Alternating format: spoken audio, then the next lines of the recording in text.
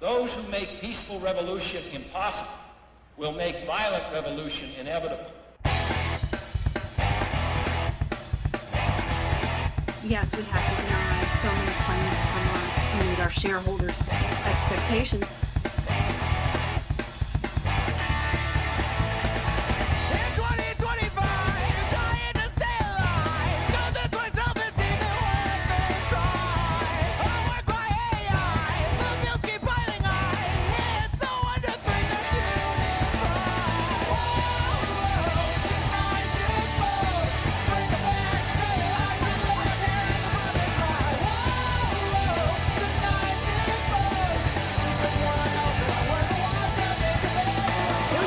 Including children, have lost their health insurance. What's so frustrating is that politicians have spent decades saying they recognize the problem and they make promises to do something about it. And then almost nothing happens. You know what they say to themselves in the dark. It's only a crime if you don't wear a tie. We keep them all busy paying their fines. In the epiphany, light up the spark. You know what they say to themselves in the dark. It's only a crime if you don't wear a tie. Seniors are the fastest growing segment of the homeless population.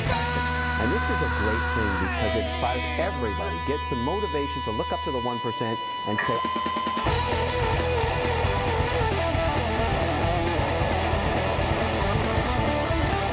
now they're looking at your vote, they're looking at your anger, and they're moving to apprehend those who say something in anger.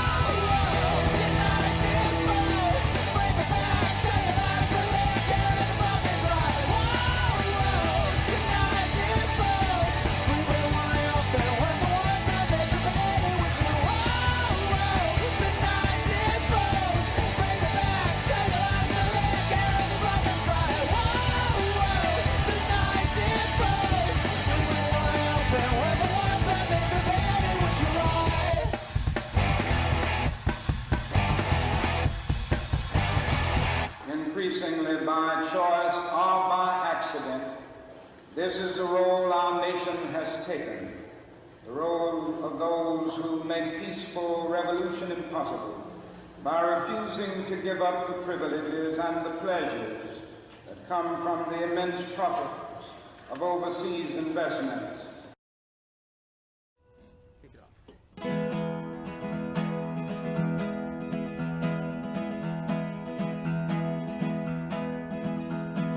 Take my hand in your hand and walk with me to the promised land. Beat your drum and join the band, and we'll chase away the clouds of the morning. We don't need any more than we are. We don't have to be afraid.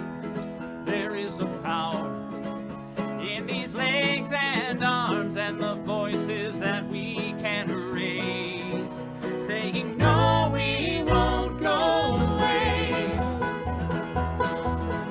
I have heard the crowds of the old and the young when the steel canyons echoed with the songs that were sung, and the streets were filled and the law was undone, and the fever of the people was breaking. We don't need any hand-me-downs, we're not looking for charity. We've been fooled, we've been jerked around, and there's only so much we can say. No, we won't go away. Oh, the time it will come all over the earth. We will lay down our tools, their concessions will refuse when there's nothing left to lose. Throw our bodies on the gears and stop this infernal machine.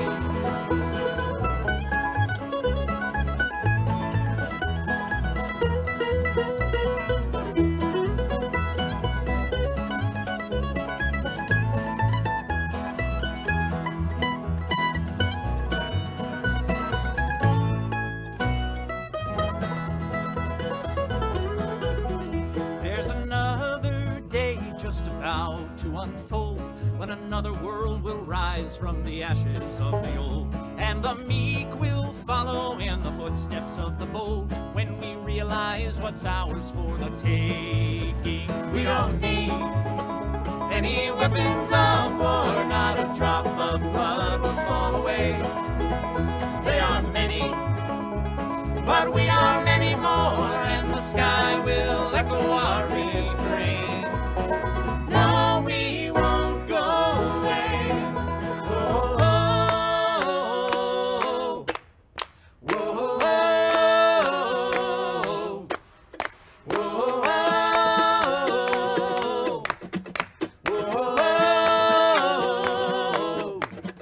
whoa, whoa. The time it will come all over the earth. We will lay down our tools, their concessions we'll refuse. When there's nothing left to lose, throw our bodies on the gears and stop this infernal machine.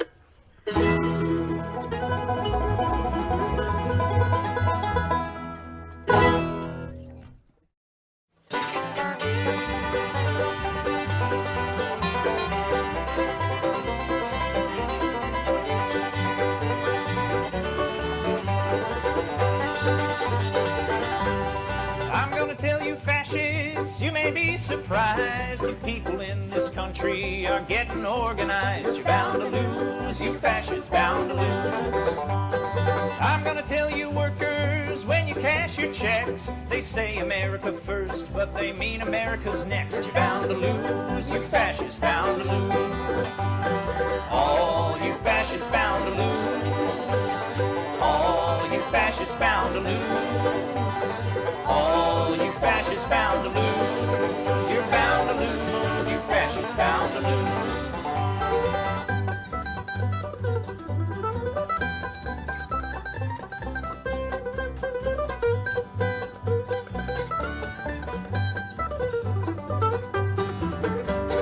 People of every color marching side by side, marching across these fields where 1 million fascists died. You're bound to lose, you fascists bound to lose. I'm going into battle, gonna take my Union gun, and I ain't gonna lay it down till every battle's won. You're bound to lose, you fascists bound to lose.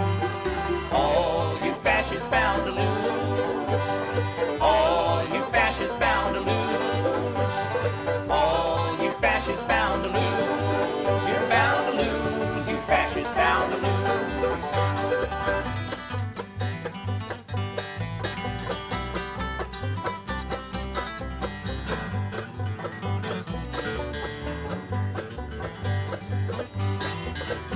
This hatred cannot break us, but I'm learning quick.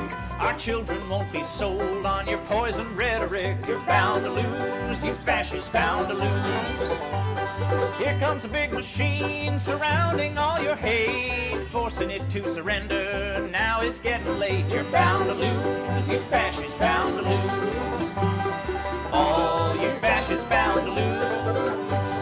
All you fascists bound to lose. All you fascists bound to lose. You're bound to lose, you fascists bound to lose.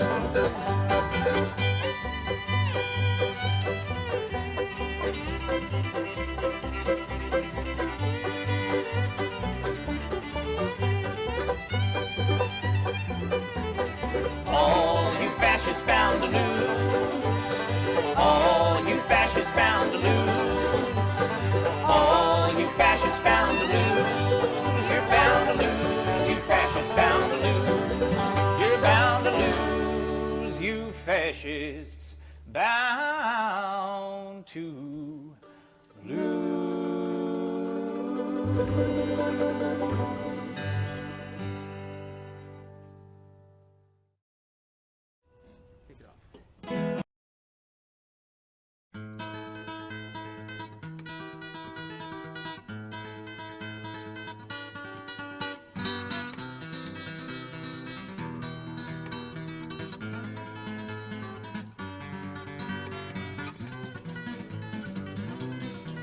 Come on and take a walk with me through this green and growing land. Walk through the meadows and the mountains and the sand. Walk through the valleys and the rivers and the plains. Walk through the sun and walk through the rain. Here is a land full of power and glory, beauty that words cannot recall. All her power shall rest on the strength of her freedom. Glory shall rest on us all. From Colorado, Kansas, and the Carolinas too, Virginia and Alaska, from the old to the new, Texas and Ohio and the California shore. Tell me who could ask for more? Here is a land full of power and glory, beauty that words cannot recall. All her power shall rest on the strength of her freedom. Glory shall rest on us all. Yet she's only as rich as the poorest of the poor, only as free as a padlocked prison door, only as strong as our love for this land, only as tall as we stand. For here is a land full of power and glory, beauty that words cannot recall. All her power shall rest on the strength of her freedom. Glory shall rest on us all. Come on and take a walk with me through this green and growing land. Walk through the meadows and the mountains and the sand. Walk through the valleys and the rivers and the plains. Walk through the sun and walk through the rain. Here is a land full of power and glory, beauty that words cannot recall. All her power shall rest on the strength of her freedom. Glory shall rest on us all, on us all.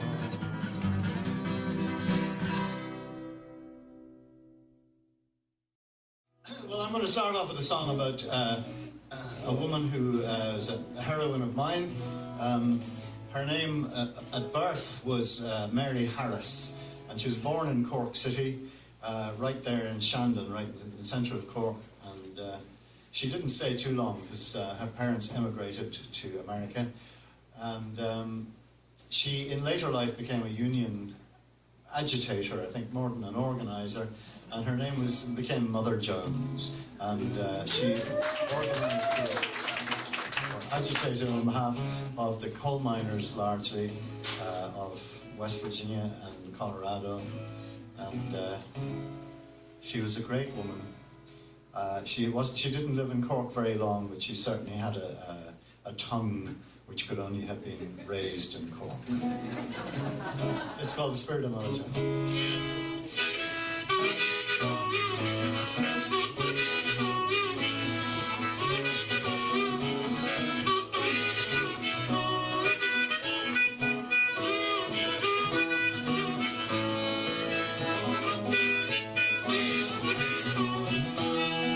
Mother Jones is dead and gone, she could no longer stay. No one knew how old she was, but she was often heard to say how she was born in 1830 in the Swede County Cork.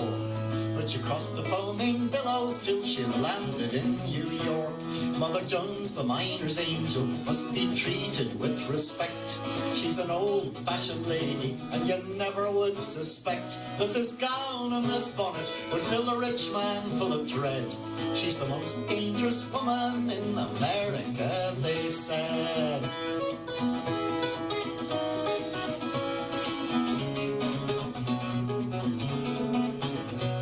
Her marching up the street with her umbrella in her hand. I can hear her still at Ludlow, where the miners made a stand. And she says, John T., will you kindly tell to me, how could you let your troopers lay them 13 children down in the horrors of West Virginia and in Colorado too?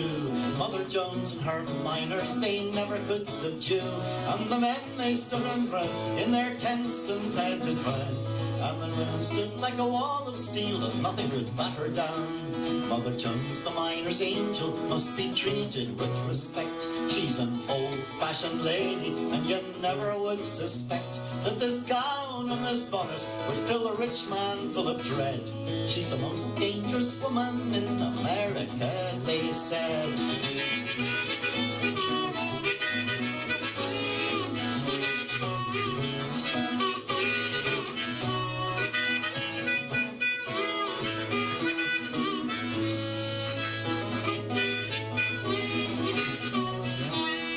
and it's now for the horrors of child labour, says she. And the march of the mill children took place in 1903 from Philadelphia to New York, and she says, I'm going to show Wall Street the flesh and blood they squeezed to make their dough. When she died in 1930, oh, the sadness was profound, and they laid her to rest in a Union burial ground. And she lies in Mount Olive, where the midnight wind it moans. Stand up for the Union, cries the spirit of Mother Jones.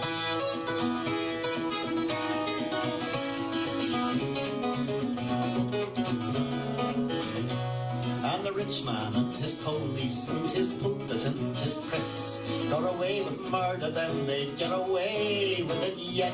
But we'll forge a mighty union, and we won't be overthrown, and we never will forget the spirit of Mother Jones.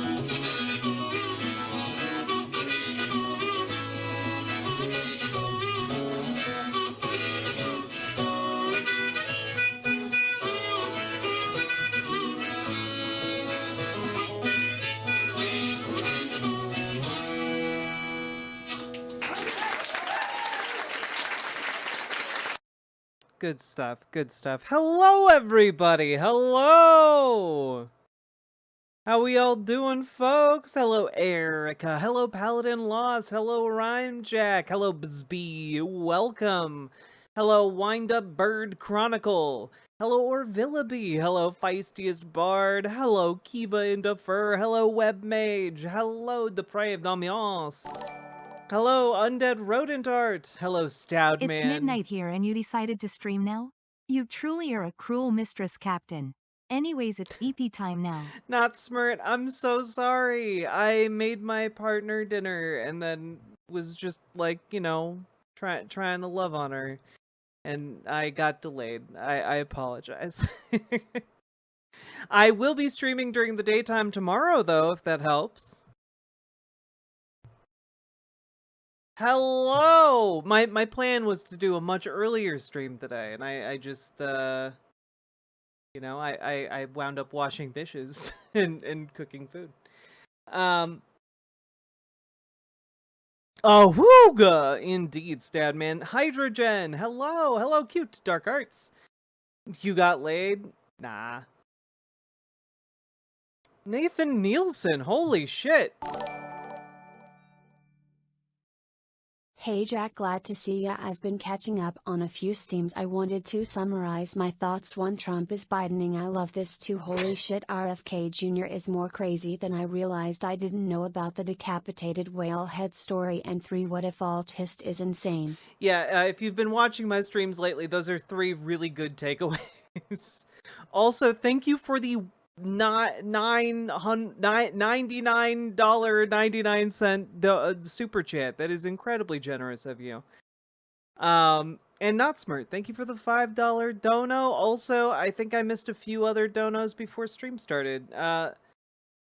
Let's see. Not Smart, thank you for gifting Jess a tier 2 sub. And Trains and Bullshit, thank you for gifting Jess a 1-tier sub. And Penny Auntie, thank you for gifting Snuggle Kitten a tier 1 sub.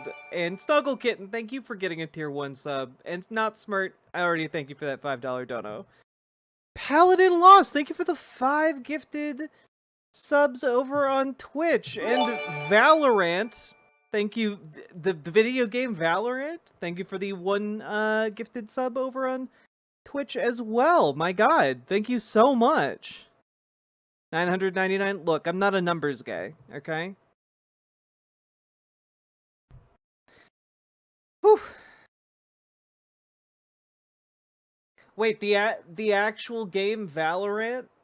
Oh shit, yeah, the actual video game Valorant gave me a sub. Thank you. I appreciate it, video game Valorant. Is there a site chat? There is indeed. That is where you get this. Riverboat.gg. For the next few days, any 5-bomb or better on Twitch will add additional gifties. Well, that's cool as hell. How's our favorite trans Black Widow? You know, I have my like, I'm locking in. Guys, we're like about like a week or less away from the new studio. They finished pouring concrete today, and probably Monday they'll get to putting on the finishing touches, but I'm so excited to get that done. And I'm gonna be I'm gonna have like a box for my cosplay stuff in there. It's gonna be nice. Right now, all my cosplay, all of my like outfit stuff is in discrete boxes around here. But yeah, I'm gonna be setting all that up. Gonna be getting things together. You know, it's gonna be spooky month. I gotta dress up in costumes. You know, it's not even mogging. It's just a sly grin. I mean, that's true. You know it. You know it. Here's to praying for the new studio. God, no kidding. But once I have the new studio, the deal that my partner and I have is that we are going to get like a basement freezer, and we're going to get an elliptical. And once I get that elliptical, it's all over for you guys. So it's all over for you. I will forge myself into trans Black Widow. You guys don't even know what I'm capable of. It's gonna be crazy. I haven't even been here for a year. You do costumes? Not smart. I have an entire like box of risque costumes that I really enjoy putting on, but I just haven't had time. Workout stream? Maybe down the road. Maybe. How many more mannequins will there be watching you stream Scary Games? 0 mannequins, actually. It's going to be one of the great upsides of having a new studio. I won't be surrounded by mannequins. Now, thankfully, none of the mannequins in this room stare at me. Basement freezer for the bodies? Basement freezer for the meal prep. For the meal prep and the ability to have like, you know, that thing you have to put into a freezer to get it cold so you can do homemade ice cream, so that we can have one of those cold at all times, so we can just like do little ice cream experiments, do little gay ice cream experiments. That's some of our top tier goals. The bodies. Well, why do you think it took so long to pour the concrete? Ice cream alchemy. What? No mannequins? I mean, if you guys really want, I could wheel mannequins in from this studio into the other one, and then then there would be mannequins. Maybe I can do that sometime for like a spooky stream, but nah, I'm pretty good. Little gay ice cream experiments, indeed. Just joined the stream, you heard gay ice cream experiments. Look, I know how to catch your attention.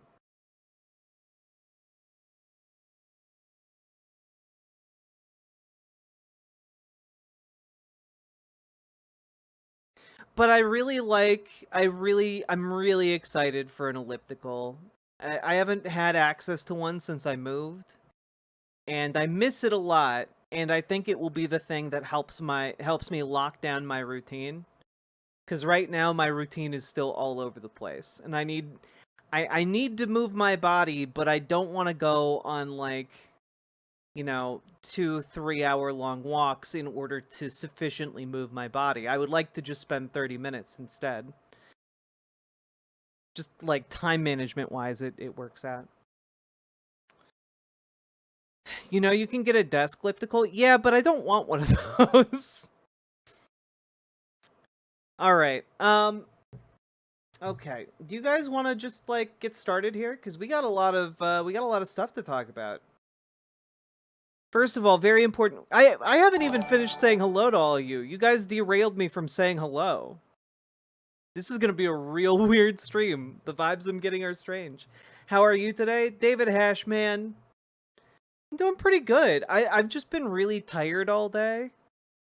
And oh, I watched Death Becomes Her last night, and I gotta say, that movie is weird as fuck.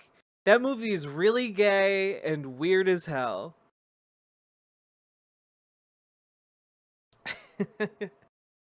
Like, I thought it was about I thought there was a ghost in that movie. And there was not a ghost. There was some Cronenbergian body horror. Hugging face emoji. Hugging face emoji. Hey, Christians Against Dinosaurs, thank you for the €5. And I'm doing pretty good today. I was just sleepy and I wound up just mostly like doing dishes and like grocery shopping. Like, I was very domestic today. Riverboat time? Hell yeah, real rad, hom. I'm here for weird stream energy. Oh boy. Hello, everybody. Hello, Salmon Moose. Hello, Gamer G. Hello, Undead Rodent. Now over on the site chat. Hello, Archangel the Cobb. Hello, Penny Auntie. Hello, Eddie666. Hello, Not Smirt. Hello, Punky Gal. Hello, Nine-Tailed Witch. Hello, Uncle Gumbald. Hello, Rain. Hello, Mr. Malachite. Hello, Dark Lord Ken. Hello, David Hashman. Hello, Pharaxial. Hello, Matthew H. Hello, MW. Hello, My Littlest Corner. Hello, Valeriana Damocles Marcellus. Hello, John Bainbridge. Hello, Banana Brains. Hello, John Bainbridge. I literally one name between the double up. That's on me. Hello, Powder Linux. Hello, Ivan Underground. Hello. Do you read sad stories for fun too? Sometimes. Depends on sad in which way. It's your 26th birthday tomorrow. Well, once it's after midnight, let me know. We'll sing you a happy birthday. Hello, Starm. Hello, Blueberry Bumblebees. Alright. Hello, Kinkerplunk. Let's get started, okay? Just because I saw this and it looked kind of neat. And it's really weird that we're getting this in the year 2025, but you know, I'm here for it. I'm here for it. We're it's 2025. Let's bring back, you know, a Star Trek show from 15, 20 years ago. Why not? And by 20 years ago, I guess I mean like 30 years ago? Sure, let's fuck it. What? Make a video game of it.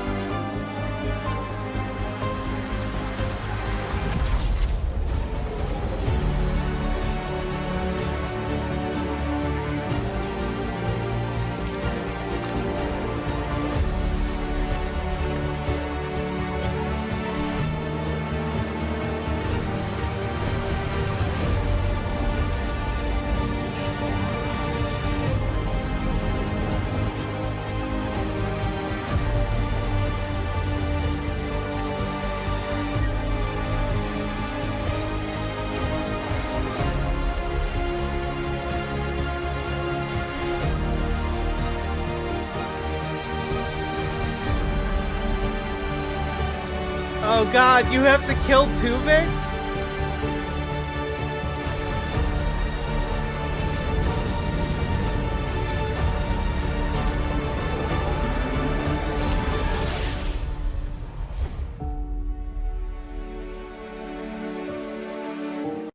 You know, as far as like video game ideas go, like essentially a resource management, like, narrative choose your own adventure game. Like, that's such a good concept for, like, a Voyager situation.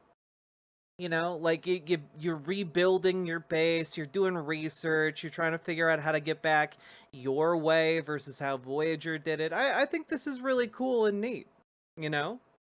Like, it's kind of like you have,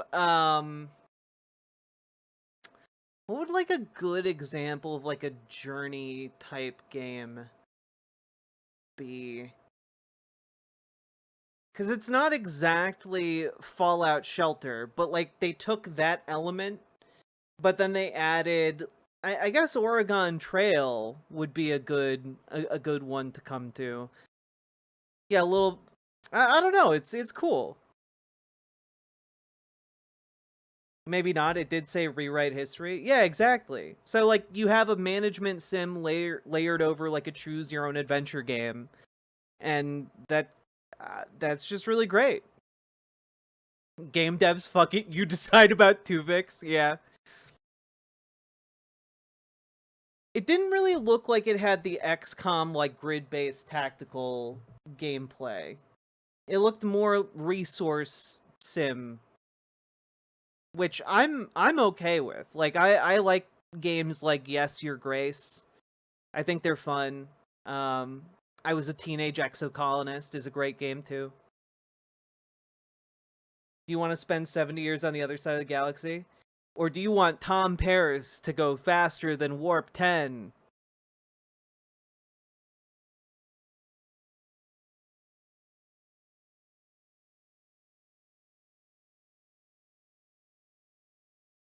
Now that you say that, I need an XCOM style Star Trek like yesterday. The fact that we don't have, like, a proliferation of XCOM like turn-based tactical games is kind of insane, right? Fuck 2 Vix. We making 3 Vix up in here. You just keep fusing members of the Voyager crew together into just, like, some kind of Cronenbergian monstrosity. I might play No, I'm Not a Human during Spooky Month. It looks sufficiently spooky. But you guys want to see a trailer for a game that I am personally extraordinarily excited about? Because I only saw this. You did gift me one that I am also going to play during Spooky Month. I'm going to play a lot more video games during Spooky Month. Pluvius, thank you for getting the tier 1 sub. Ew, gross whiteness. Get it off of me. Congratulations on no longer being white. Carrion looks like a good game. Carrion's a wonderful game. I played that one on stream, I think around Christmas last year. But here's a game I'm extraordinarily excited for. It's called People of Note. And this just looks fucking dope as hell. WKRX Cordia, top of the hour. That's right, folks. It is here, the Noteworthy Song Contest, kicking off at the grand stage tonight. If I'm gonna win, I need something different. Something new. I gotta be better. I gotta be better than this. I gotta go get it. I gotta put everything in. I'm treading water instead of getting stronger, and I don't know why. We're gonna need more than 2 people for a full band. We can combine different genres together. I wanna be under the lights. I wanna be thunder and lightning. I swear that I'll find what I need deep in me. I wanna be under the lights. Don't need any others beside me. I just need a chance and I'll make them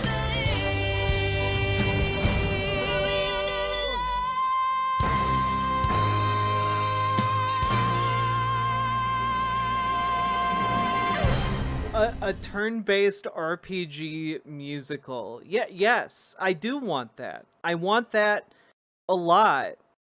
And also, it looks very gay. I love the art style. I really enjoy anything that draws kind of on that Mario and Luigi like RPG series mechanics, and that looks very much like what they're doing in the turn-based, you know, turn-based situation.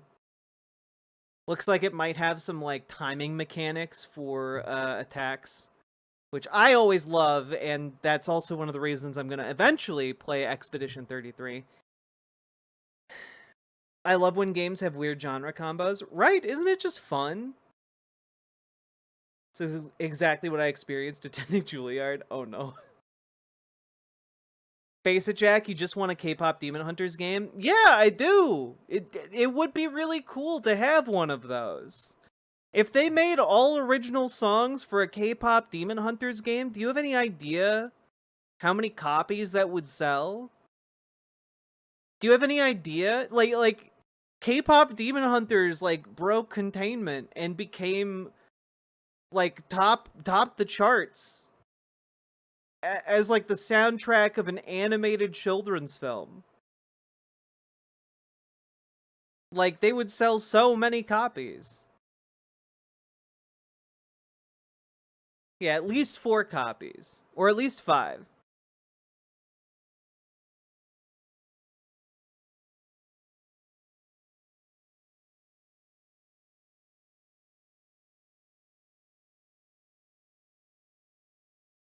Expedition 33 is one of my favorite games to come out in years. Hell yeah. They outdid BTS? Yeah.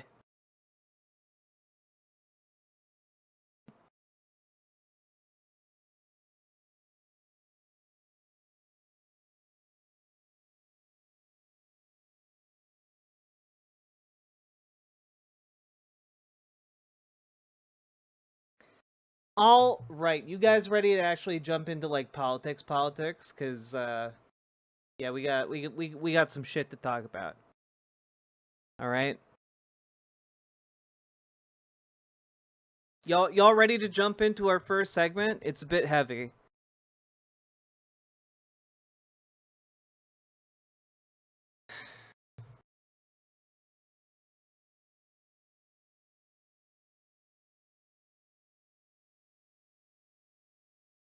I'm sick. Yeah, I'm sick of this Supreme Court. Get him out of here, man. Not the horrors, not the horrors. All right, here we go. Also, I'm just gonna do that. I think that solves some of my problems. Cool.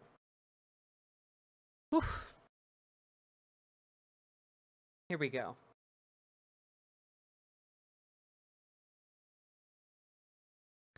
So, folks, we have to talk about history. Because history is pretty important.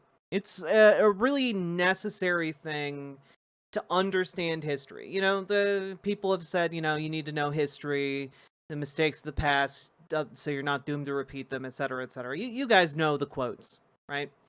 And one of the things that I just kind of assumed was well-known, like common knowledge, was that, hey, massacres are bad. Now, I know when I say that massacres are bad, a lot of people are going to be like, well, yeah, Jack, of course massacres are bad. They are massacres. And one would think that that would definitionally mean that they are not good. However, there is a gap that seems to exist, at least in the American context, for massacres that were done by America, you know, the United States government. And one of those massacres that I want to talk about today is called the Wounded Knee Massacre. Now, for those of you who don't know, the Wounded Knee Massacre, let's see, what year? 1890. Now, we're going to talk a little bit about kind of the events leading up to this. But essentially, there was a religious movement occurring around a practice called the ghost dance. Now, the ghost dance was popularized by an indigenous man who received a vision during a solar eclipse that really compelled him to speak out about this vision, where he saw essentially the ending of colonialism, the washing away of white people from the land, largely because of natural disasters. Essentially, that like a kind of messianic vision of a figure coming to Earth and restoring peace for indigenous folks, right? And I am going to also say here that I am going to summarize this poorly, and I want to in the future do a better video on this, more in depth. But it's an important point to understand that Wovoka, and I'm probably not saying that name right either, who received this vision, preached universal love and acceptance and peace, right? So one of the things that you need to understand in the lead up to the 1890 Wounded Knee Massacre is that, well, settler colonials did not view it as a message of universal love and peace and acceptance, largely because they were afraid that bringing together a bunch of indigenous people would result in, indigenous people doing to them what they had done to indigenous people. And basically, just the premise of the Ghost Dance movement was a call to all the indigenous communities, reservations, etc., to come together and do a dance, the Ghost Dance. And the idea being that if enough indigenous people came together, it would hastening the coming of this figure and a new age and the end of colonialism. And what wound up happening, of course, was that settlers did not think that this was good and put together citizen militias and started killing indigenous people.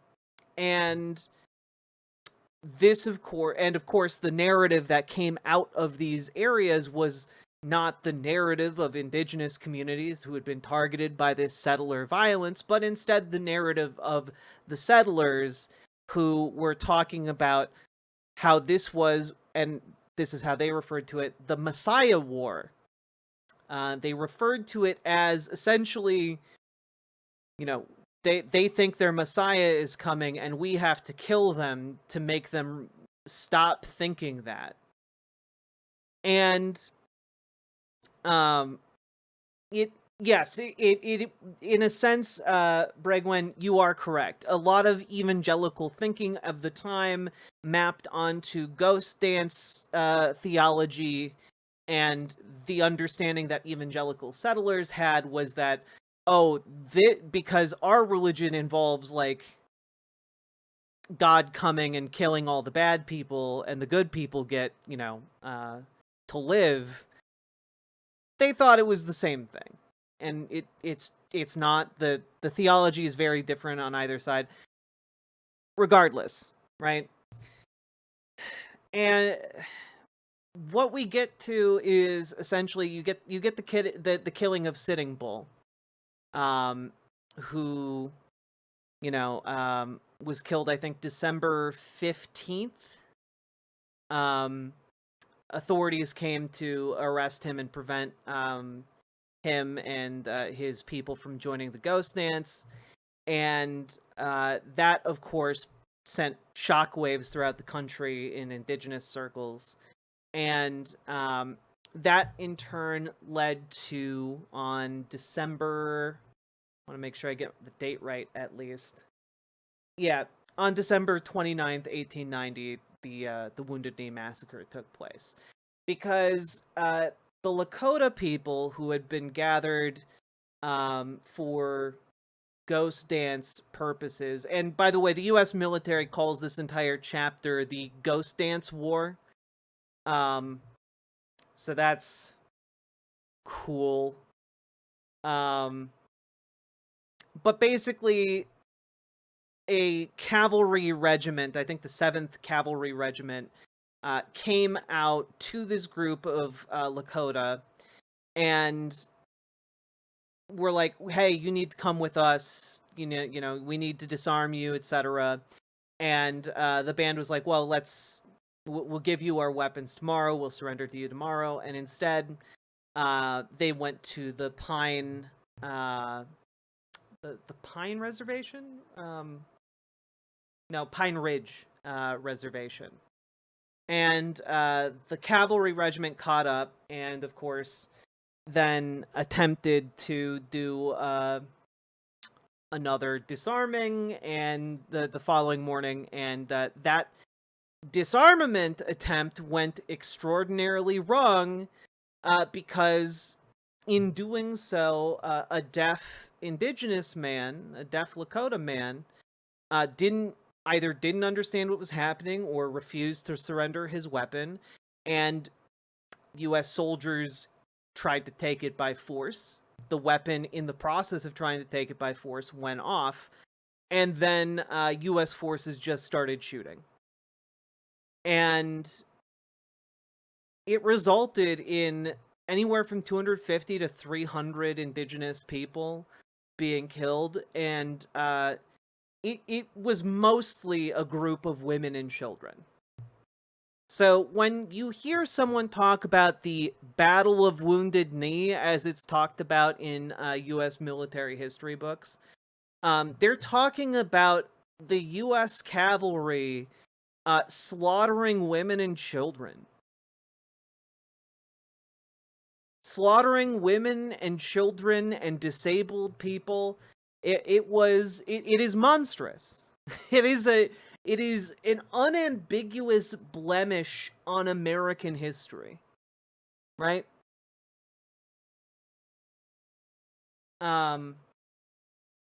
It's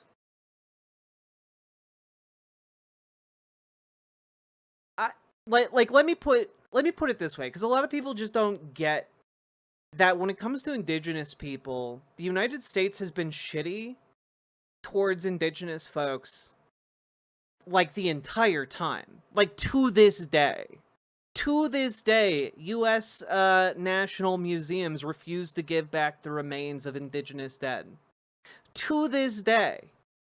It was only in 2001 that the U.S. military basically said, "Oh, wait, we shouldn't have given out military awards to people who massacred women and children."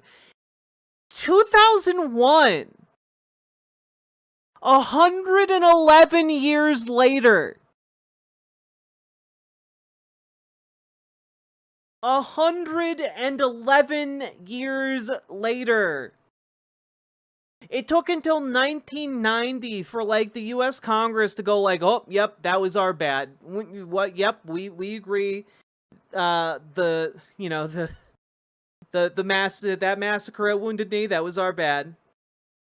Okay? And, like, I mean, like, the Indigenous rights movement is one of those, like, you don't get taught as much in U.S. public school, and, like, maybe some of you guys went to, like, a decent school. Can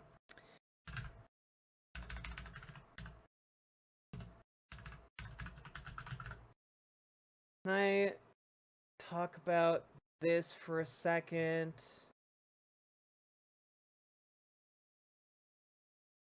Yeah.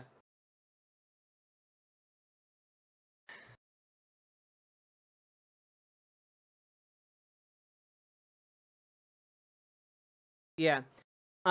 To talk about this a little bit more, the group AIM. First off, have any of you guys heard of the group AIM? Just I'm honestly kind of curious to see where you guys are at.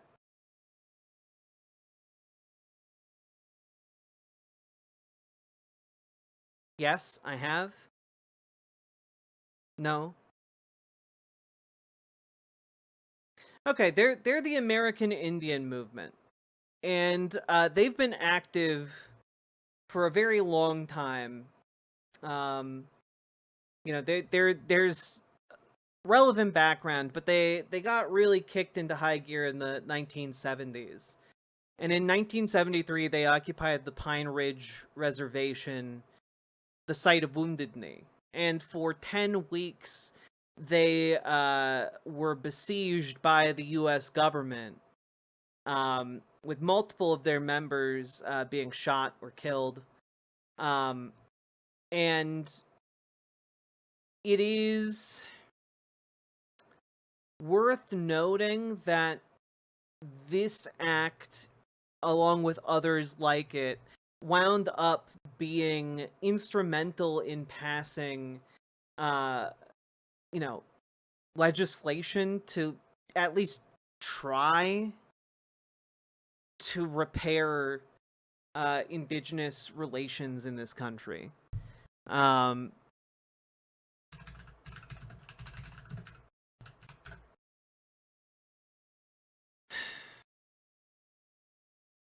Like, let me pull up a basic timeline for you guys, just to kind of like get an idea, right?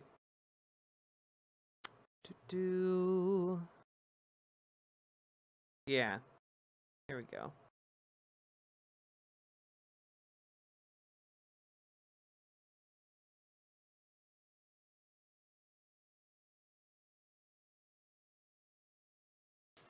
Yeah, until 1968 and the passage of the Indian Civil Rights Act, Indigenous people in the United States were not guaranteed right to free speech, press, or assembly, protection from unreasonable invasion of homes, right to criminal defense and a speedy trial, right to hire an attorney in a criminal case, protection against self-incrimination, protection against cruel and unusual punishment, protection against double jeopardy, right to a jury trial, equal law protection under due process. Like,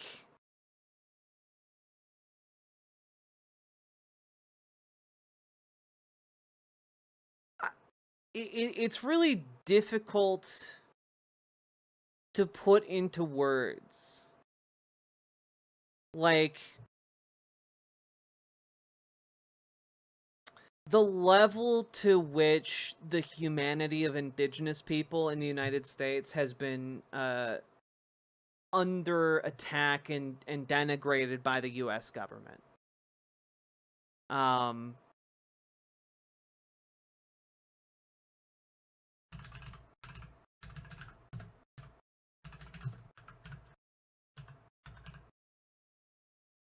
Was it 1978?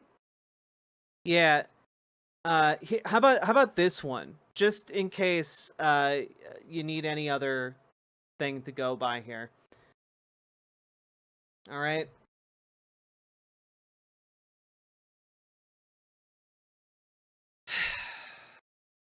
So this is from 1978, the American Indian Religious Freedom Act. Now, what do you think might this act have done? Just out of curiosity.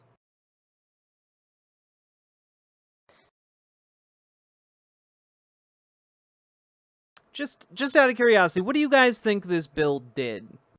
American Indian Religious Freedom Act.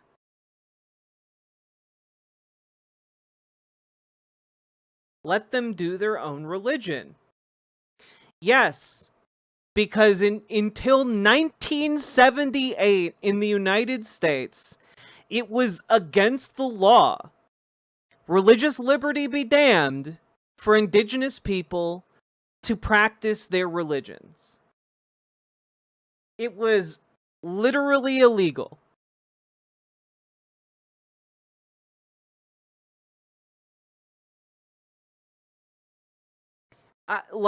I know that sounds really basic, but 1978.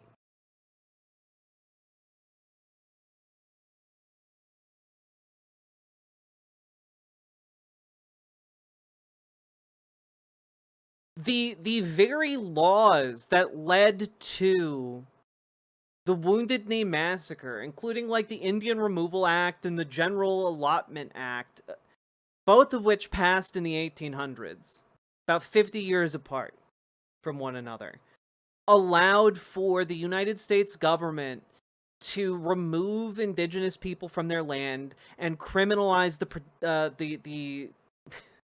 the practicing of their religious ceremonies. So when you see different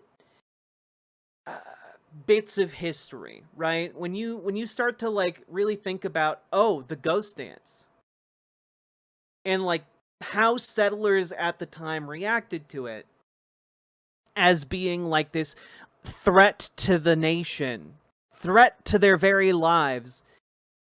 The context of that is that, well, we just made it illegal for you to do the ghost dance. We just made it illegal for you to practice this. And here you are, all coming together, something you're prohibited by law from doing, and practicing your religion, prohibited by law from doing. And essentially, this was a way of deepening the genocidal violence done to indigenous folks. Okay? And so, all of that is to say that understanding context in history is very, very important. It's super important. Because what happened in the past can happen again. You know, remember that quote I opened the segment up with? Those who can't remember the past are condemned to repeat it. Well, anyway, I guess there's another thing we should be saying, is that those who glorify the wrong things in the past are condemned to repeat the wrong things even more so. I know it's a clunkier saying, right? But this came out earlier today, actually, and it's been eating me up inside my mind and my heart, and the more I think about it, the angrier I get. The more I think about it, the angrier I get. Pete Hegseth says Wounded Knee soldiers will keep their medals of honor. The highest medal we give to our armed forces. I'm sorry, this denigrates every single person who serves. This denigrates every single person who would be honored with such a medal. You want to give the same award we reserve for people who laid their life down for their fellow soldiers, even if it meant throwing themselves on a grenade to save their platoon? You want to sully that by pinning it on the chests of people who slaughtered women and children? Yeah, remember how I said back in like 2001 that it had been 111 years before the US military started thinking, hey, maybe we shouldn't have given those people those medals? Yeah. Defense Secretary Pete Hegseth has announced that he has decided that the 19 soldiers who received the Medal of Honor for their actions in 1890 at Wounded Knee will keep their awards in a video posted to social media Thursday evening. Let's just take a quick look at that, shall we? A review panel was convened to determine whether soldiers awarded the Medal of Honor for their actions at the battle. Man, could you, like, film him to look more cartoonishly evil as he insists that we honor killers of women and children? Like, this isn't like some abstract, like, oh, you know, you're just saying they killed women and children. No, the vast majority of the people killed at Wounded Knee were women and children. Can we just take a look real quick? Real fucking quick. Uh-huh. Let's take a look.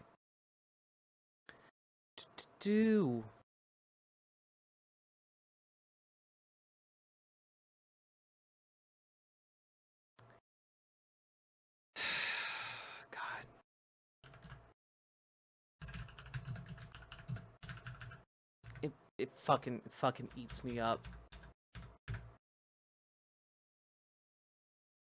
God.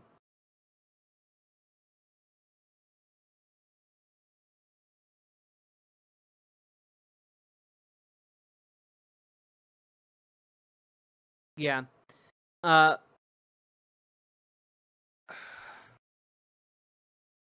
250 to 300 Lakota people were killed and 51 wounded, 4 of whom were men, 47 of whom were children, many of whom died later. Pete Hegseth being determined to give the people who did a slaughter in the name of a race war medals completely tracks. Yep. Yeah, a full 19 soldiers were given the Medal of Honor. 31 Medals of Honor were given away for the campaign to suppress Indigenous people that, contained the Wounded Knee massacre. It's truly, truly fucking awful.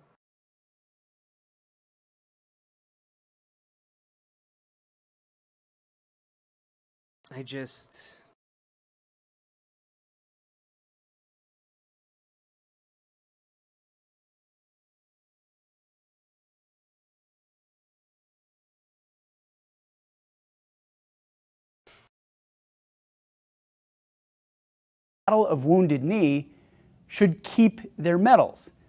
Now, upon deliberation, that panel concluded that these brave soldiers should, in fact, rightfully keep their medals from actions in 1890. The report was concluded in October of 2024.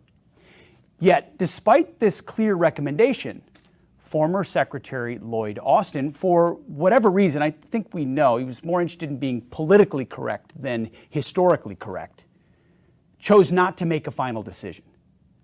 Such careless inaction has allowed for their distinguished recognition to remain in limbo until now. Under my direction, we're making it clear without hesitation that the soldiers who fought in the Battle of Wounded Knee in 1890 will keep their medals. And we're making it clear that they deserve those medals. This decision is now final, and their place in our nation's history is no longer up for debate. We salute their memory, we honor their service, and we will never forget what they did.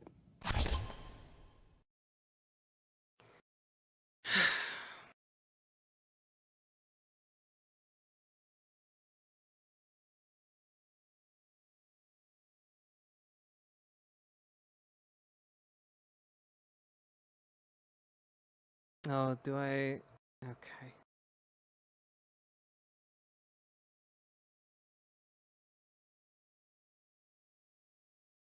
It's just, like,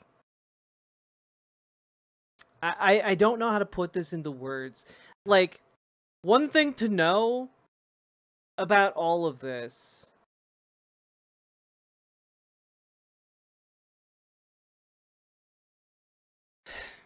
is that this isn't even, like, we had pictures.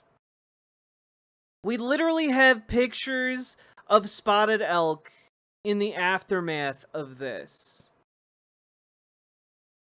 Because this wasn't that long ago. We had picture technology. Look at, this is the aftermath of a massacre. They left him there in the snow. Just a bunch of freezing women and children, elderly, the infirm, freezing.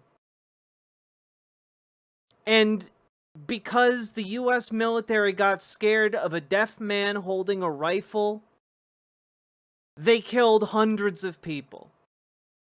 Yeah, this occurred in December, folks.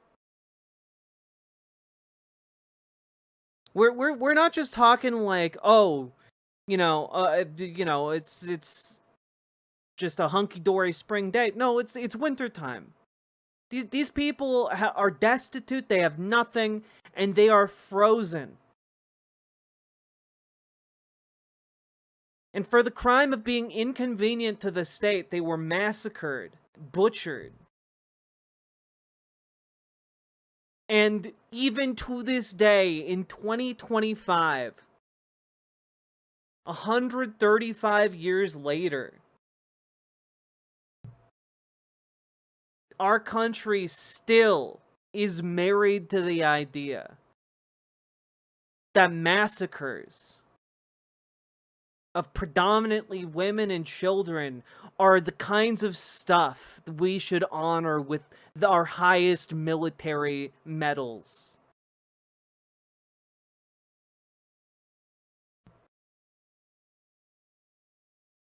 It is heinous.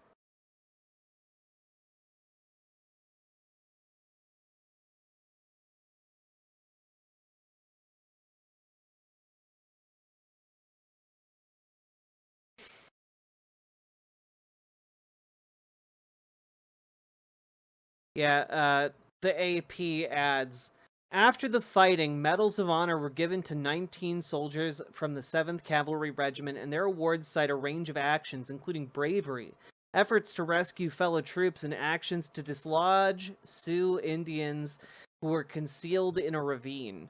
The event became a celebrated part of the regiment's history, with its coat of arms still featuring the head of a Native American chief, to commemorate Indian campaigns, according to the Military Institute of Heraldry.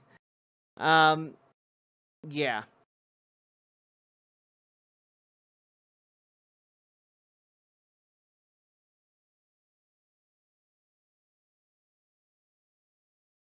It is truly just disgusting, and I have no words for it. It is one of those, you know, when we're looking down the barrel of a million violations of our civil rights, and this is just one small thing, a blip on the radar in a sea of like blips, just constant violations of our national pride, if we've got any left at this point. It is disgusting. Who celebrates killing women and children? Like, I don't understand. There is nothing on this earth, no team I could support where I'm like, oh yeah, well, you know, they may have killed women and children, but you know, they're all right. Like, nah, like, what are we doing? At that point, how far gone are you?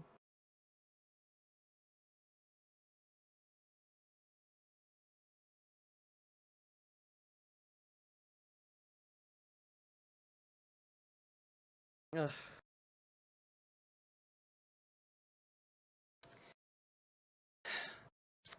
Anyway, I wanted to bring that up because it's just so on brand for this administration to put on a pedestal the worst behavior possible from human beings. And I think that's all I have to say to that. It is just an ongoing travesty and a pure embrace of evil. With that, I'm moving on.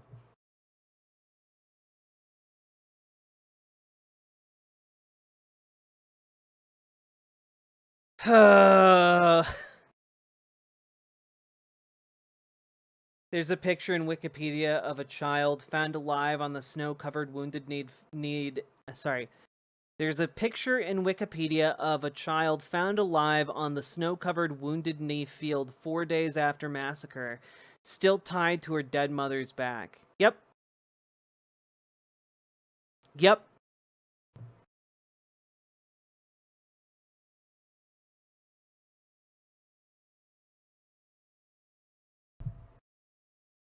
There's a reason, you know, and I know this is like just kind of like an aside at this point, but like, there's a reason, and I know a lot of people find BioShock Infinite to be a very flawed game, but there's a reason why the entirety of that game is built around two different interpretations of the of the massacre at Wounded Knee. You know, the two interpretations at the heart of BioShock Infinite are, do you consider it the Battle of Wounded Knee or the massacre at Wounded Knee? And how do you continue? How do you deal with that? Can we watch you play it? Absolutely.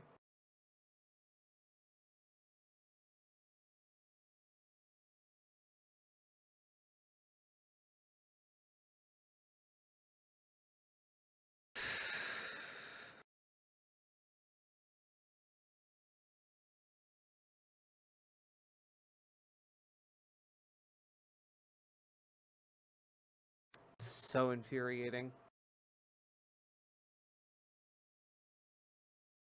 So, folks,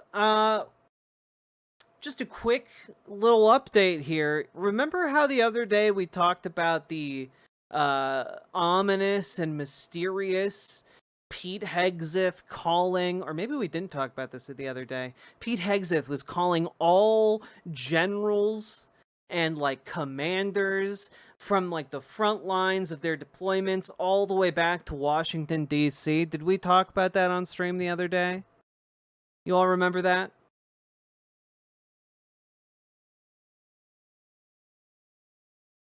Wonder why Hegseth is having that meeting.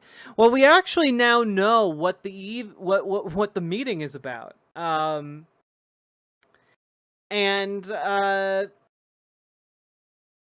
It's really stupid. You know, I know people were really worried it was either gonna be something kind of stupid and inconsequential relatively, or it was gonna be very, very scary. And like, you know, people were speculating, well, Russian nuclear bombers were sighted in like Alaskan airspace, or oh, you know, it's going to be about Ukraine, or oh no, like maybe it's going to be preparation for unleashing the US military onto like US cities. We now know what it is, and it's stupid. It's not scary. It's just stupid. And apparently it's all for a political stunt, where Hegseth's mysterious meeting with generals will focus on grooming and warrior ethos. So like, he's literally bringing everyone back to just like, stop what you're doing, everybody. Come back here. I'm going to tell you, this is how you need a warrior mindset. If you don't have a warrior mindset, you're fucking up. You're fucking up. Does he want beards, grooming? No, it is the grooming part is because he has a highly controversial proposal that he's trying to implement across the entire military that will end exemptions from shaving. So basically, he wants the entire military to be clean shaven, which in turn means that like somewhere around 60 to 70% of the armed forces who are African American or black are going to be kicked out de facto, because the way their hair grows in, the constant shaving, Muslims and Sikhs, like causes like infections, like skin infections. So basically, you're kicking out a bunch of people who just need to be able to grow facial hair and shave less often, and also, you know, religious minorities. And like for someone like Pete Hegseth, that's viewed as a win-win, because, you know, he's a white nationalist with white supremacist tattoos. And like, my second niece was born on Wednesday and I love her so much. I'm glad my oldest niece has a baby sister now. Wide peep OHQPPY. Love. Oh, what a cutie. Thank you so much for the $5 super chat, Smelanie. Or Dono, my bad. Site chat is Donos. Yeah, Pete Hegseth is doing all of this to, kick non-white people out of the military, essentially.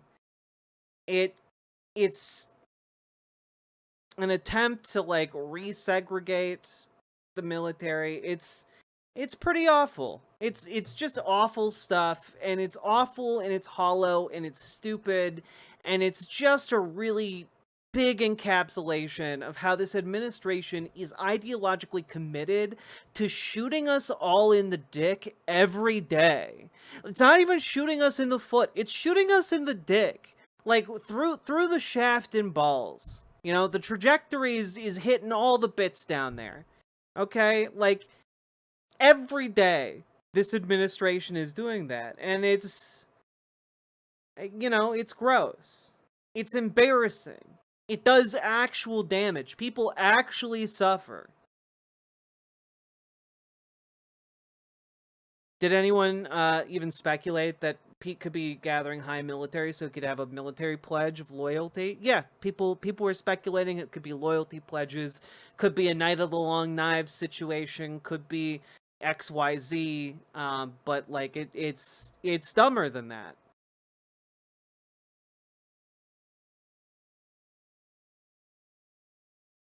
Pete Hegseth has white supremacist tattoos? He does indeed. Orchiectomy via high caliber. Unironically, the #1 advocate for feminization camps in America is the Trump administration. You know, just... God.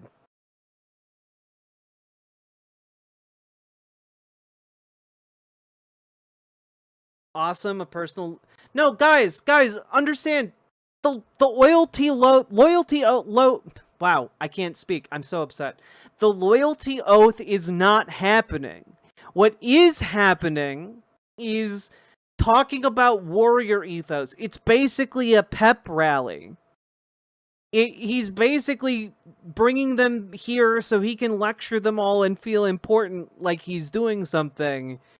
And, like... That's it.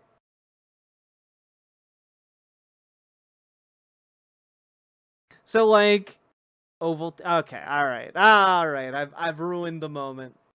But, like, dude, he could have sent all this in an email, or, like, a video, or, like, none of this requires, like, all the military leaders to congregate.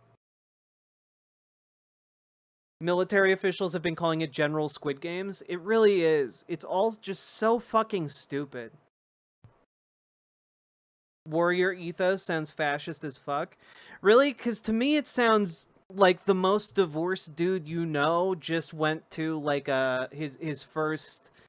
What is it? That kind of, like, culty workout group? You guys know what I'm talking about, right? That kind of, like, one of those manosphere, like, workout camps. It just sounds like you got divorced and now you're going to, like, a masculinity boot camp. CrossFit, thank you. I was thinking of CrossFit.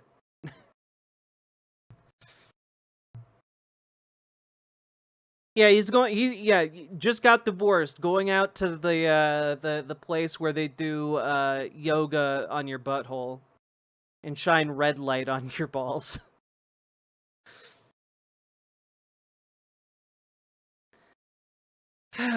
God. It's so dumb. Now, folks, we've been going for over an hour. If you've been enjoying the show, hit that follow button, hit that subscribe button, hit that like button, and please consider dropping those subs, donos, memberships, super chats, etc. Because, folks, y'all are making this stream possible. If I didn't have your support, I would not, in fact, be able to make this show happen.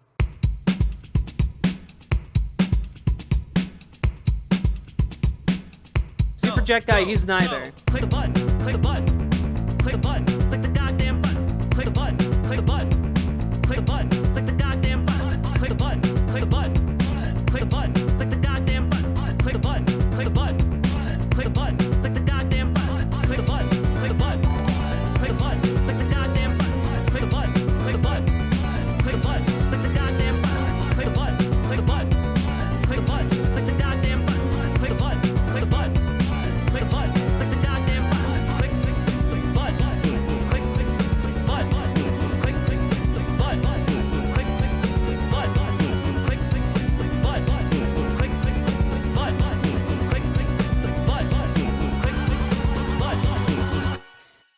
Gay Fesh is indeed a genius, though this song was composed by one Jazz Dog.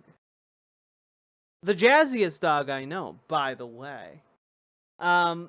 Also, folks, thank you to Irk myself for subscribing at Tier 1. Appreciate you over on Twitch.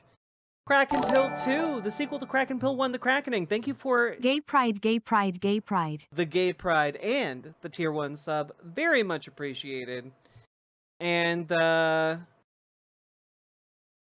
is Nick Fuentes blocked in YouTube? I don't know what that means.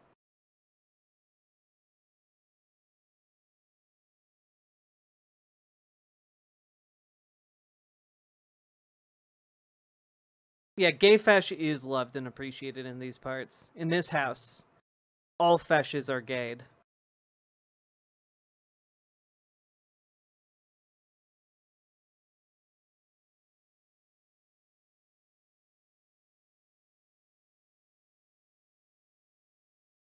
YouTube blocked him?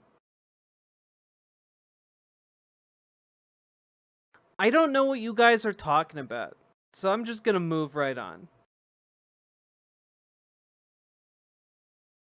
Let's see here, folks.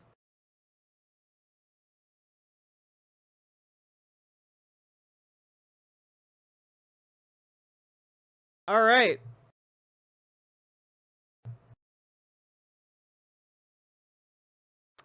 So, folks, some breaking news. We may have just found why so many Republicans are lockstep with refusing to release the Epstein files. New information published today indicates that, well, one Elon Musk was scheduled to visit the pedophile rape island in 2014. Oh, wait. Huh. From the New Republic.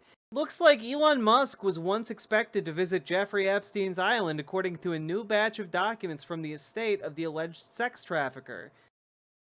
Also, can we just stop saying alleged sex trafficker? Like, he's a pedophile. Like, he did the sex trafficking. He went to prison. He pled guilty to doing the crimes. But okay. Democrats on the House Oversight and Reform Committee released excerpts of flight logs and daily schedules Friday showing that Epstein had vacation plans with Elon Musk, held meetings with Peter Thiel and Steve Bannon, and flew around with Prince Andrew. Oh, wow. The documents included 3 pages that appeared to be from Epstein's daily schedule with mentions of powerful right-wing figures. One entry dated December 6th, 2014 included a reminder. Elon to island December 6th. Is this still happening? Wow.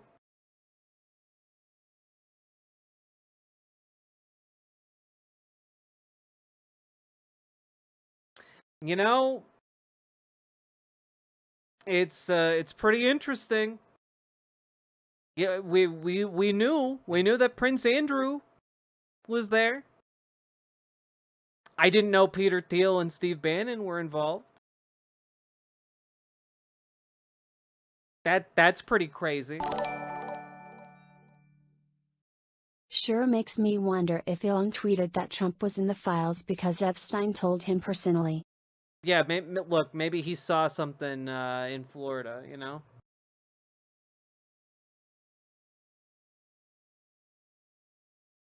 Peter Thiel, the apocalyptic prophet, because he's now trying to say the world is ending, and defense contractor with ties to the Trump administration, was scheduled to meet with Epstein for lunch in Palm Beach on November 27th of 2017. Oh, that's weird.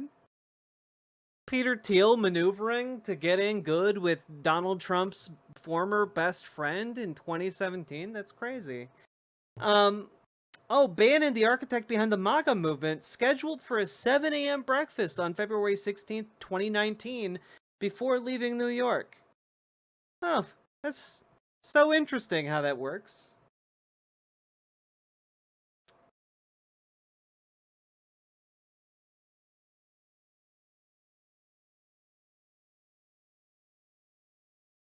Bannon's connection to Epstein isn't totally surprising either. In 2023, Epstein's brother Mark said he'd seen an unaired interview between Epstein and Bannon in which the disgraced financier claimed he'd, quote, stopped hanging out with Trump when he realized Trump was a crook.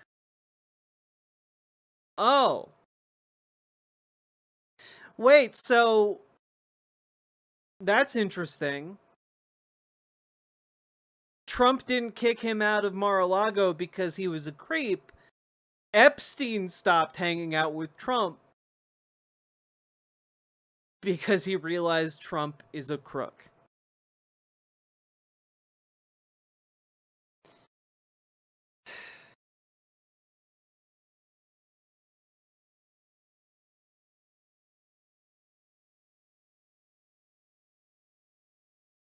I just, you know, the fact that they are still, like, Republicans are still coordinating to block the release of the Epstein files.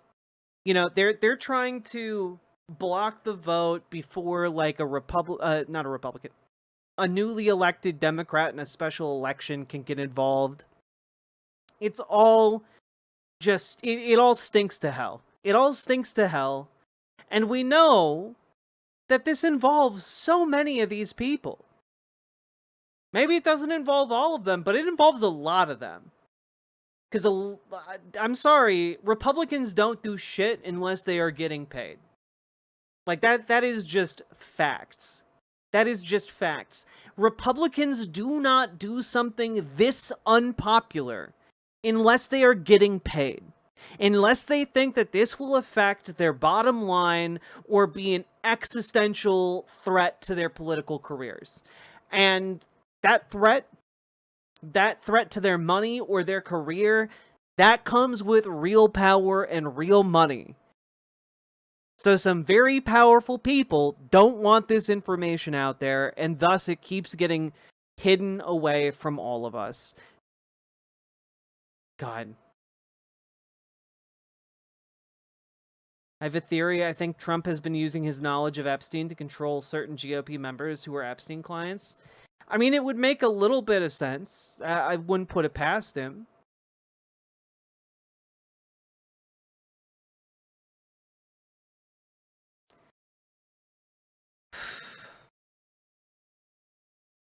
I just...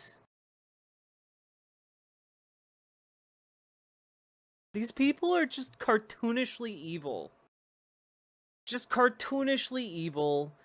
They are doing it out in the open, and it's just... Man. I sure hope that I get to live to see justice done, but, you know, we'll see. We have to fight for the kind of world that prioritizes justice over pocketbook depth. And currently we don't have that. But we gotta get out there, we gotta organize, and we together will make that world.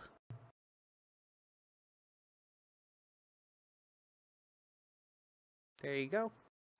If you drew a cartoon of how evil our ruling class is, you'd be arrested. Well, wait, whoa. You know, I think maybe you could maybe not draw that.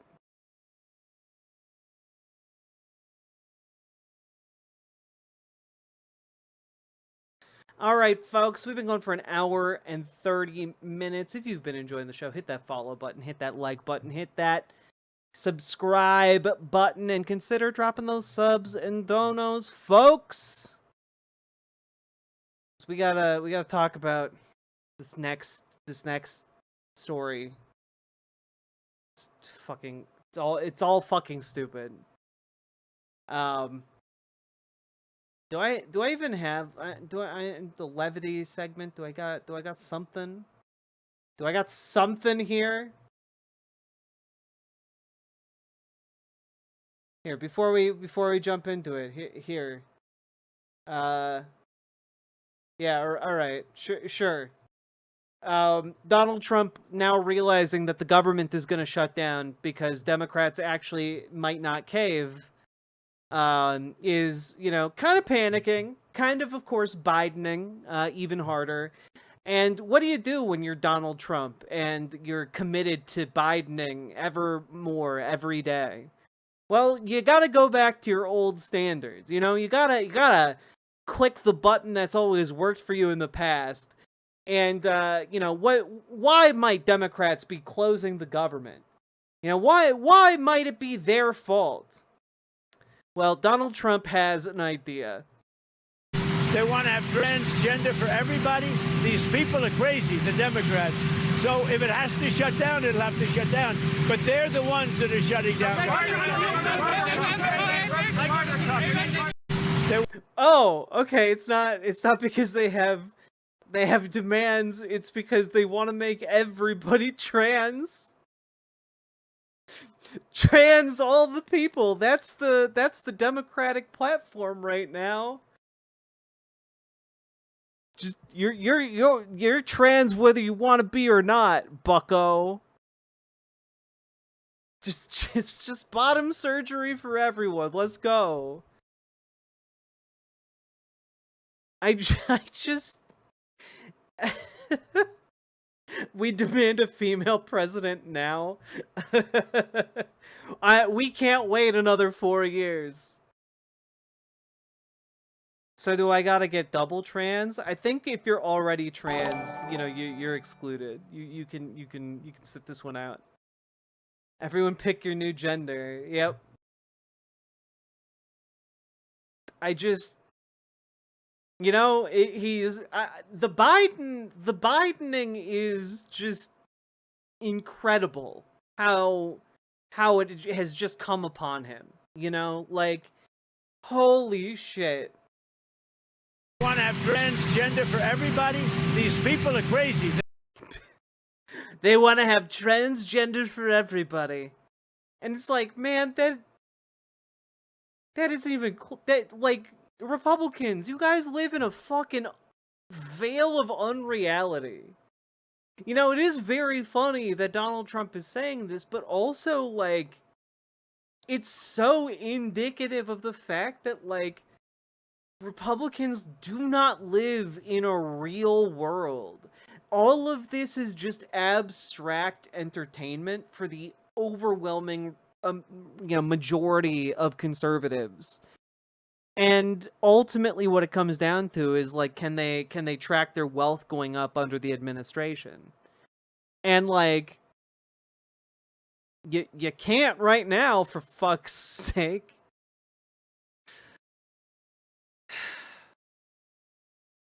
It is grasping at straws, but it's telling that the grasping at straws is that pathetic, right? That's the thing I'm kind of sitting here with. It's not that he lied, it's not that he attempted to deflect, it's that the lie and the deflection are both so bad. He's been doing this for 10 years, and he can't even think of a somewhat plausible reason for If elected Democrats to be president, acting the way I they promise are. a car in every driveway, a chicken in every pot, and a trans in every gender. Hell yeah, you got my vote. Thank you for the $5 dono, knife is stuck.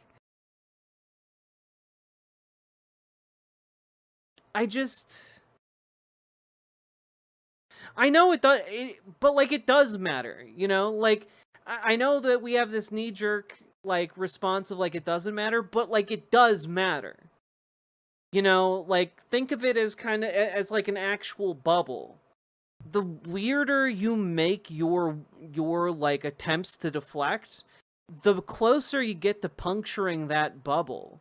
You gotta layer on the weird slowly but surely over a long period of time in order to grow the bubble. But like that's nonsense.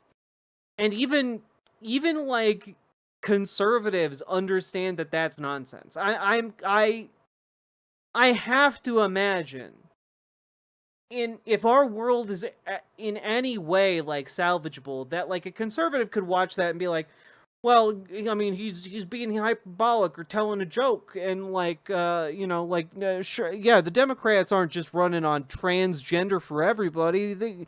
You got triggered, Snowflake? Yeah, you got triggered by a joke from my president, and it's just kind of like, well, I don't think he's joking though, is the thing. Like, he's not a stand-up comedian. He's not yanking our chain. He, in the moment, genuinely believes that because his brain is just soup. He's you know, my editor came up with just a terrible thumbnail the other day that I love and hate at the same time, but it's a picture of Joe Biden and a picture of Donald Trump fused together into some Cronenbergian monstrosity. And she dubbed him Bump. And Bump has been living in my head rent free for like the last couple of days. It's horrifying. It's just absolutely horrifying. But like the bumpening is upon us, chat. Dude is rapidly turning into Biden. They want to have transgender for everybody.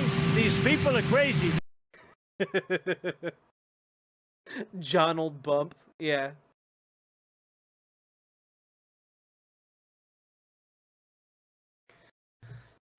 God, it's just all so silly and stupid.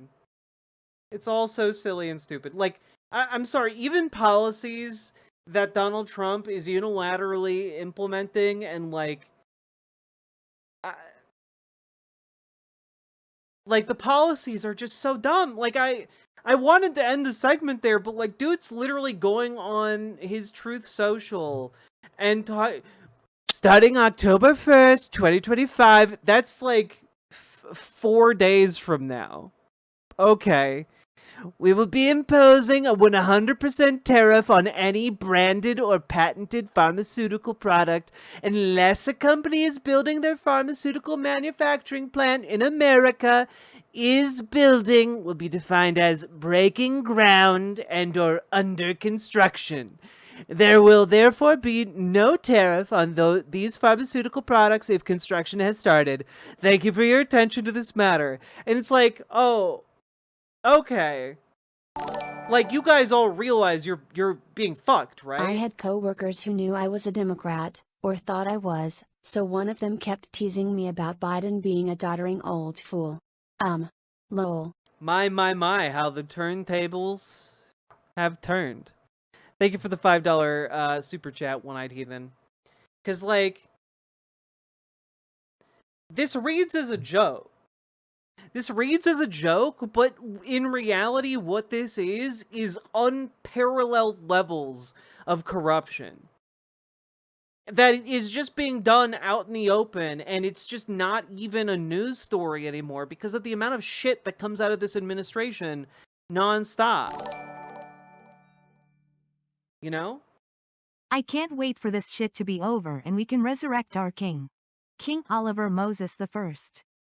Rest in peace, Lil Doggy. November 21st, 2010 to November 25th, 2024.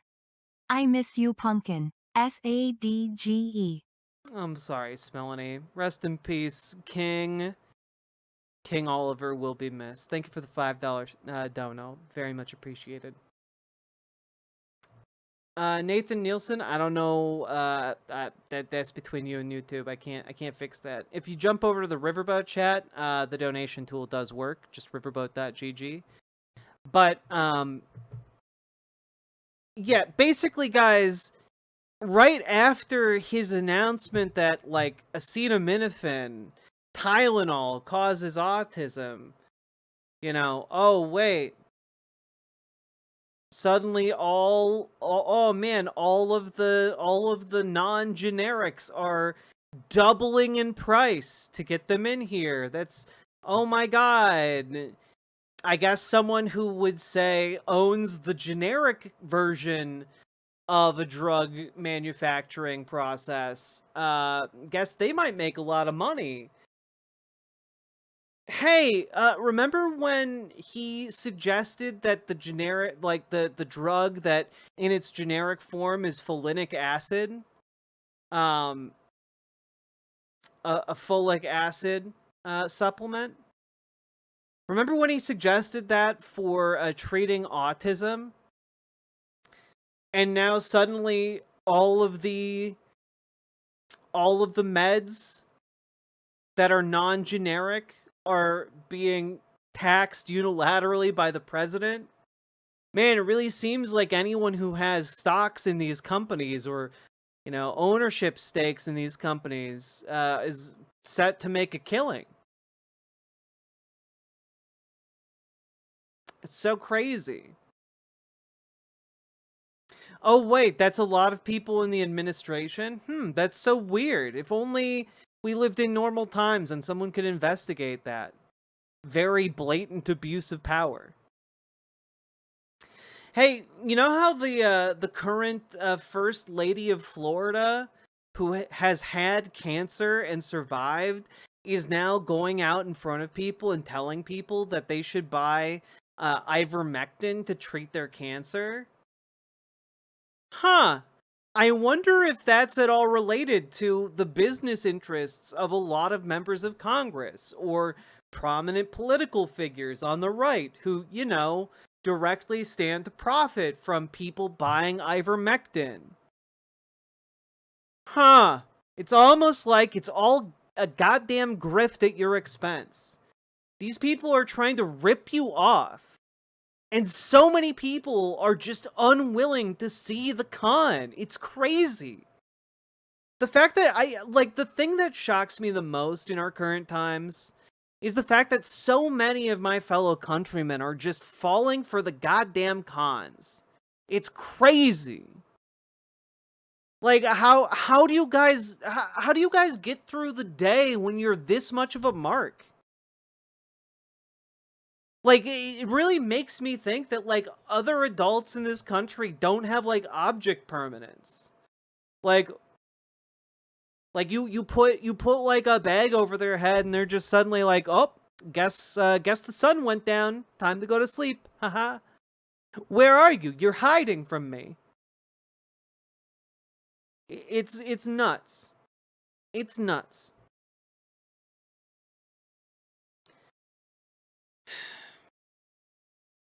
I've been warning people about Leucovorin. That's Dr. Oz's brand of supplement. Well, no, default X. Leucovorin isn't Dr. Oz's brand of supplement because Leucovorin is the branded / patented pharmaceutical product that is, I'm going out on a limb here, not produced in the United States.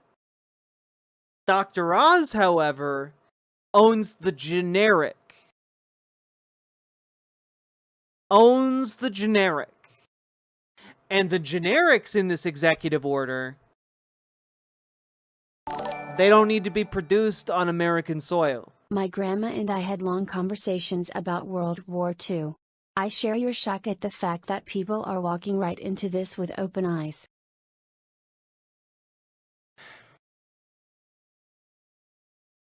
They're walking in. People are walking into it with open eyes for sure, but they just don't have the media literacy to understand what's happening. It's crazy.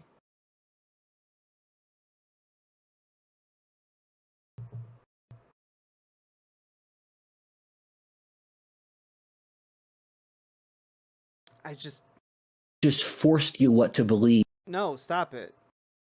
You're gonna happen later. You stay back.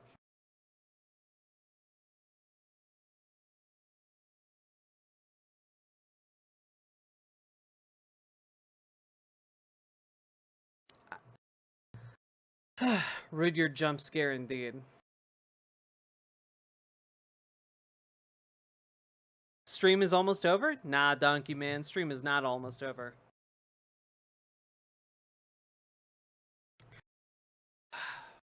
Alright, folks. Let's move on. Got a lot to talk about today.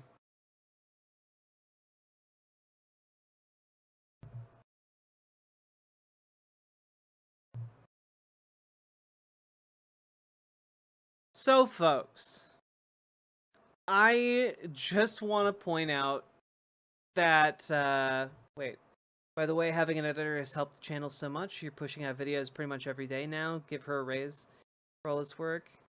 I intend to.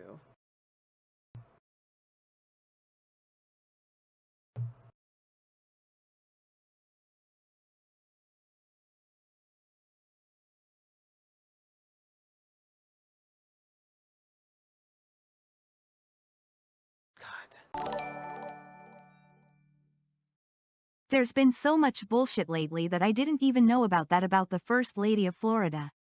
You are an actual reliable source of information and it's scary peepo shook. I'm really sorry. I'm really sorry. I spend all my day researching the horrors.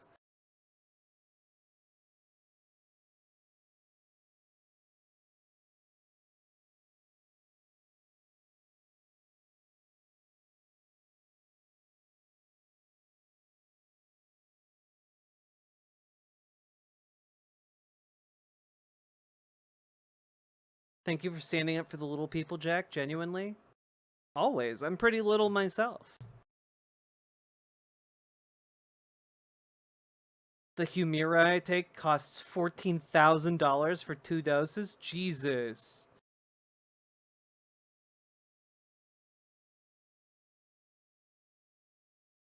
Yeah, I just... Fuck. Alright. Here we go. So, folks, we have to talk about the fact that the Supreme Court is really shitting the bed, to put it mildly. They have put out a decision today on their shadow docket, meaning we don't actually get to see any of the internal deliberations that are taking place. We don't get any real reasons for the rulings. It's genuinely beyond the pale what this current Supreme Court is doing.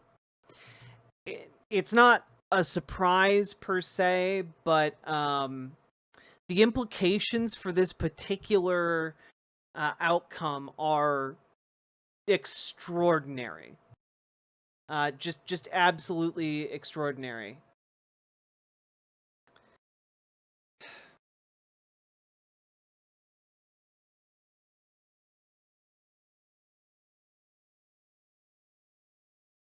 So here is the majority's reasoning, unsigned. It's 1 page. Just read it off. On September 3rd, the United States District Court for the District of Columbia entered a preliminary injunction directing the executive to obligate roughly $10.5 billion of appropriated aid funding set to expire on September 30th. Of that $10.5 billion, $4 billion was proposed to be rescinded in a special message transmitted pursuant to the Impoundment Control Act.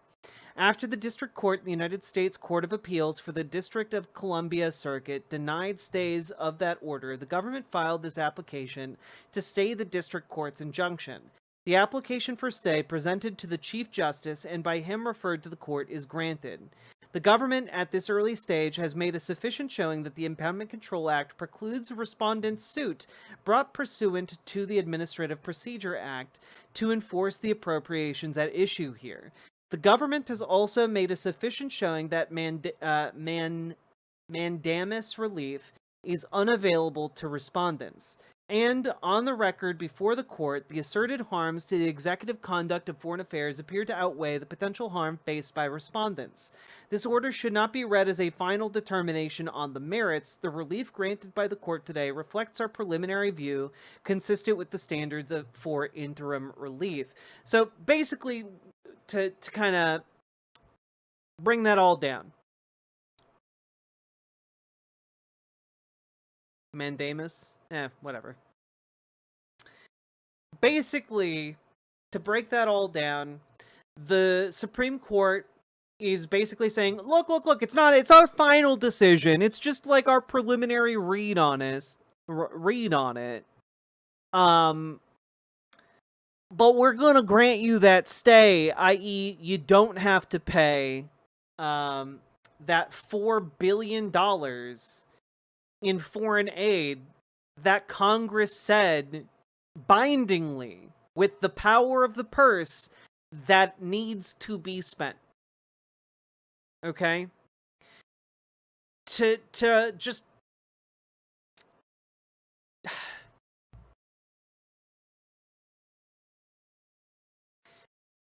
Guys, this is the president assuming unilateral authority to decide who gets money. Our tax money is supposed to be controlled by Congress. And then the executive branch is given a mandate to spend that money. What is happening here is that the U.S. Supreme Court has given the Trump administration, in a way that might be interpreted charitably as, temporarily, and temporarily here is the charitable interpretation of what they have done, but given him the authority to basically say to Congress, well, yeah, sure, you all voted to approve funding for this, but I'm not going to fund it. And in fact, I'm just going to use it in a completely different way that Congress hasn't given authorization for. This is, I mean, best case scenario interpretation here is that the shadow docket it wants to give the government more time to make their cases more solid or whatever, and essentially show oh, see, there aren't a bunch of harms happening directly as a result of this, while still maintaining some control. But again, that is the most charitable view of what's happening here, and even in that charitable view, we are seeing an unprecedented destruction of our civil liberties. When we talk about the American Revolution and the calls for no taxation without representation, the idea that a king could just unilaterally tax his colonies, without any kind of, acknowledgement of the people who actually live there and what they need or want, that was one of the primary motivators for the Revolutionary War, one of the rallying cries for the Revolutionary War. And we are just, I guess Donald Trump just saw that and said, hey, that sounds like a good idea. I should, do taxation without representation. And my understanding is that this is one of those sacrosanct ideas. But if the president is ignoring the money that Congress is appropriating and just not spending the money as Congress dictates, then you effectively have taxation without representation. Because the only person deciding how the money is being spent is the president, the executive branch.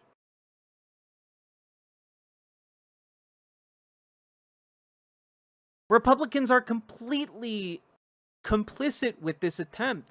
And make no mistake about it, what this ultimately is, folks, is an attempt to make Donald Trump king. And there are going to be some Republicans out there who say, oh, well, it's just for foreign aid spending. It's just for foreign aid spending. It's just tailored. Oh, yeah, the president has, the authority to, it has to spend all the money that's being spent domestically. But if it's being spent foreignly, then the president can have complete and utter control to cut that under his powers over foreign affairs. But what is happening here is the destruction of our separation of powers. This is another further attempt to consolidate power behind Donald Trump and the Trump administration. Could Trump just steal all of Amtrak's money and dismantle the only reliable passenger train reliable? Yes. What this means, what this stay means, is that Donald Trump, under this current model, gets to unilaterally decide who gets money. He's already been sitting on Truth Social like a feudal lord, giving out like disaster relief money via dictate on Truth Social, like a king. He's been doing that for months now. And what, like if he's treating disaster relief like that, he can treat Amtrak's budget like that. He can treat any budget appropriated by Congress like that. That's the kind of power that we are talking about. We are talking about a true destruction of the separation of powers. And I mean, like, the dissenting justices wrote their reasoning, but this part is most relevant to that. So the standard for granting emergency relief is supposed to be stringent. The executive has not come close to meeting it here, and the consequence of today's grant is significant. I appreciate that the majority refrains from offering a definitive view of this dispute and the questions raised in it, but the effect of its ruling is to allow the executive to cease obligating $4 billion in funds that Congress appropriated for foreign aid, and that will now never reach its intended recipients, because that result conflicts with the separation of powers. I respectfully dissent. The dissenting justices here recognize the threat to the separation of powers. Like, no. Like, it sounds extreme, it sounds crazy, but like, when you are talking about this level of power being granted to him right now, he could simply say, we're not paying out any more Social Security. He could simply end Social Security. He could simply end Medicare. He could simply end Medicaid. Any federal program that exists, he could eliminate instantly. Those three judges should be causing a scene. Reading between the lines of this shadow docket ruling, it kind of makes it seem like they didn't even all meet in a room to deliberate this. It kind of makes it seem like there never was a deliberation between the justices, and this was instead handed down. Either from John Roberts or from, from others.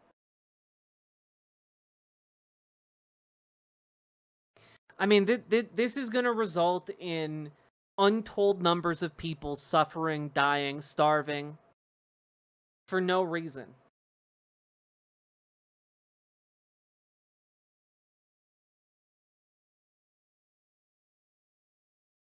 Trump has claimed, this is from Courthouse News Service, this isn't from a particularly biased source here. Trump has claimed absolute authority over funding decisions in recent weeks amid congressional appropriations, aiming to skirt congressional appropriations and judicial oversight. In his latest move, he pushed the justices to pause a lower court ruling that would release around $4 billion in U.S. aid contracts. This money is going to, like, feeding folks. This money is going to, like, keep people housed, keep people receiving medical care, keep people getting food. And they're just lighting it all on fire.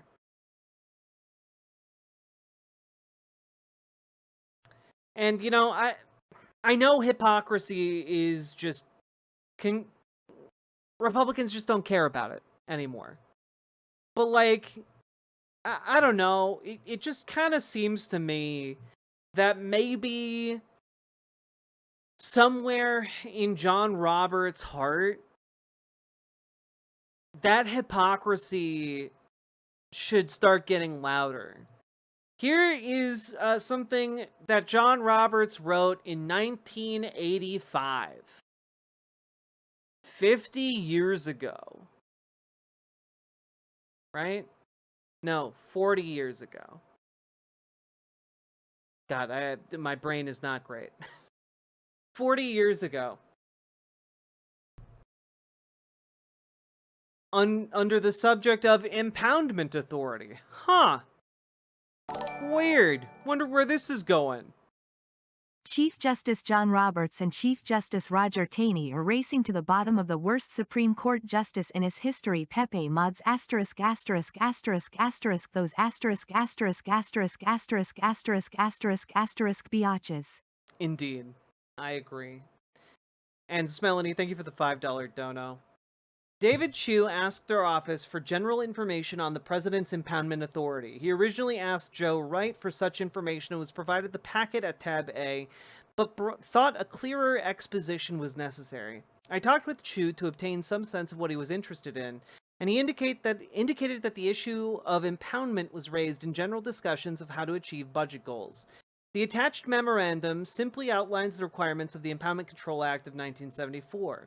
Touches upon unresolved Chadha issue presented by that act and attempts to dampen any hopes that inherent constitutional impoundment authority may be revoked to achieve budget goals.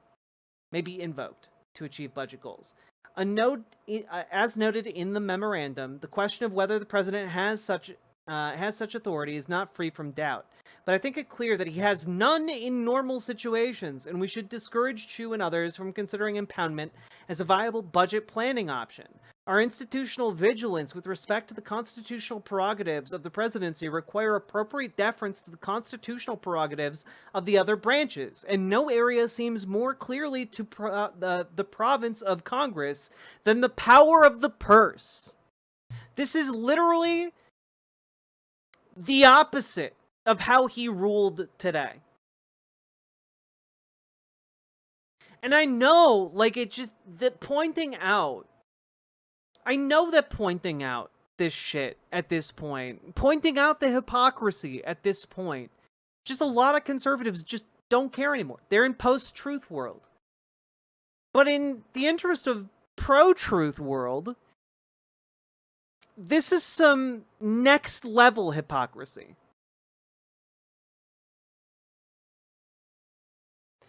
They just care about power, and the sooner we reorient our politics to align with power building, the better.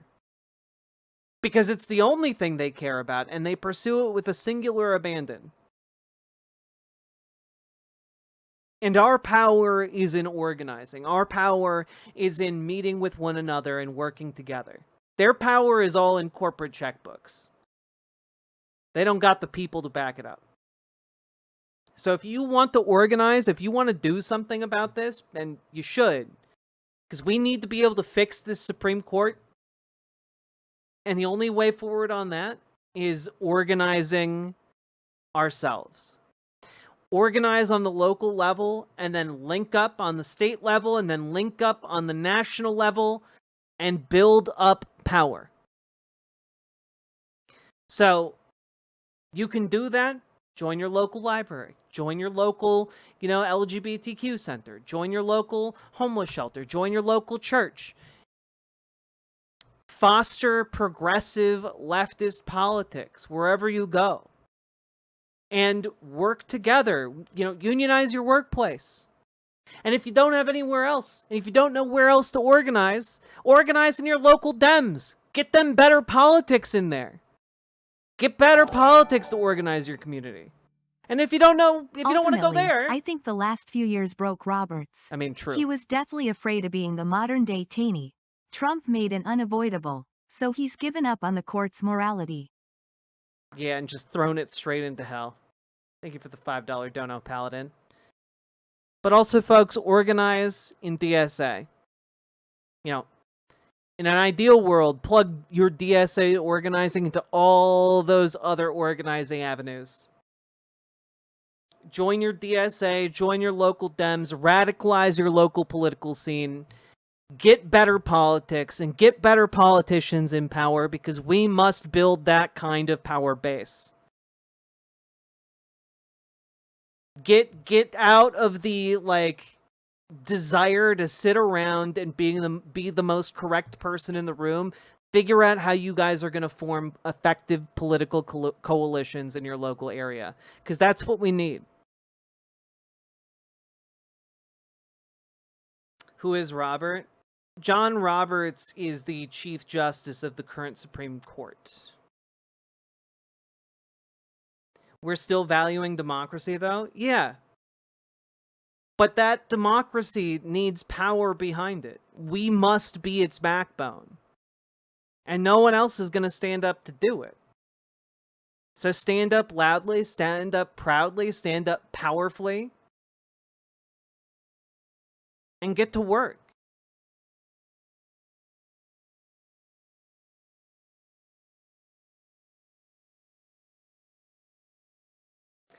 DSA here in Chicago is sitting on its hands right now, needs more support and engagement.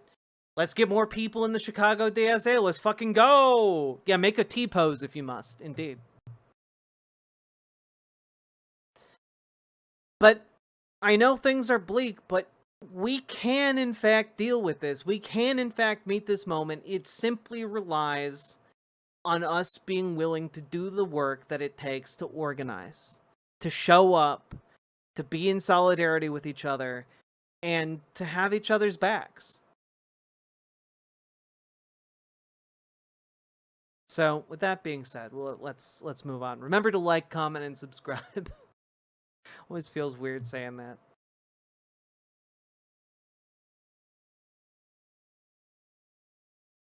Other generations have done this before. We can do it too. Fuck yeah, we can.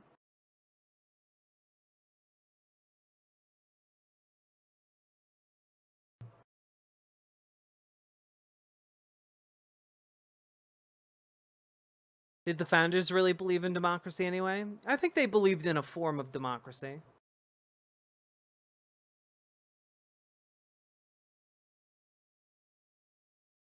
Kamala believes the election was stolen and figures it will happen again, so she won't run. Coward. Like, even if you did believe that, that's cowardly shit. Shimps together strong, indeed, depraved ambiance. Alright, folks, we've been going for over 2 hours. If you're enjoying the show, hit that follow button, hit that subscribe button, hit that like button. And in case you don't know what to do, click that goddamn button. We got a song.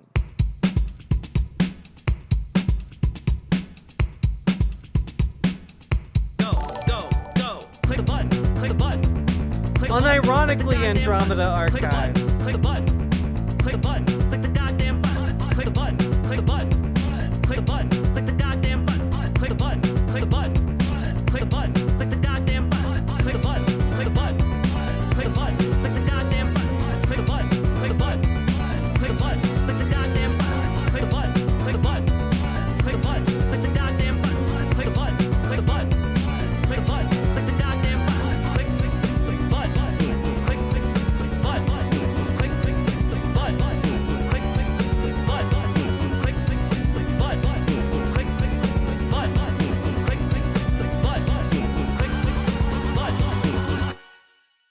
Hell yeah. Brooklyn to NW, I gotta be honest, I have yet to see compelling evidence from the Election Truth Alliance that the election was stolen. Was there intense gerrymandering? Was there intense, disenfranchisement? Yeah. But not, I have yet to see the evidence of, someone was changing votes in the voting machine. I'm actually very curious. Do you truly believe in socialism? If so, could you give me a time when it was successful or currently successful? Well, I do believe in a form of socialism. And that form is specifically democratic. Let's see. Spain and Chile had a much harder fight than we do. True. And they still fucking won, in the end. Never submit. Hell yeah. Thank you for the $5 super chat, Brutus Magnuson. Also, folks, if you're enjoying the show, remember to hit that follow button, hit that subscribe button, hit that like button, and consider dropping those subs, donos, memberships, super chats, etc. Because, hey, That's what keeps this show going. Couldn't do it without you fine folks. But yeah, I'm denial bro.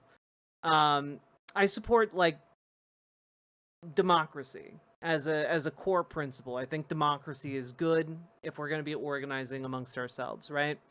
And so I believe in democracy as a form of rule. I believe in socialism insofar as I believe that workers should run their own workplaces.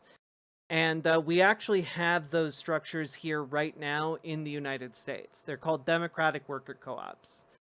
So my entire deal as like a first step towards a better world would be creating a system that transitions companies, privately owned companies, towards a democratic ownership model, specifically democratic worker co-ops. I don't want the state running businesses necessarily in the vast majority of cases, but I do want the people who work at the business to collectively own the business and decide which direction to take its affairs. And so, like, what I'm talking about is setting up a set of systems and policies that transition our economy from one that is predominantly owned by capitalists to one owned by workers. And you can do that with structures that we already have and that have been studied and found to be more economically resilient, more productive, happier workers with more agency, that are more transparent and less prone to like being moved overseas. And so I think that a lot of what we are looking at in terms of transition to like a socialist state is one where we hold on tightly and dearly to our democratic values while ensuring that we have a transition that benefits the people who do labor in this country, the people who actually work for a living, the people who actually take the risks. And it seems to me that like that is more desirable for the vast majority of people in this country who aren't billionaires. And like, I don't know. You can call it whatever you want. I just think an economy predominantly predicated on, you know, one worker, one vote when it comes to how decisions are made within the company is better, you know?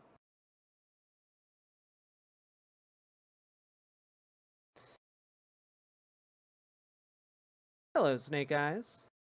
Hello, Boneyard. Hello, that guy.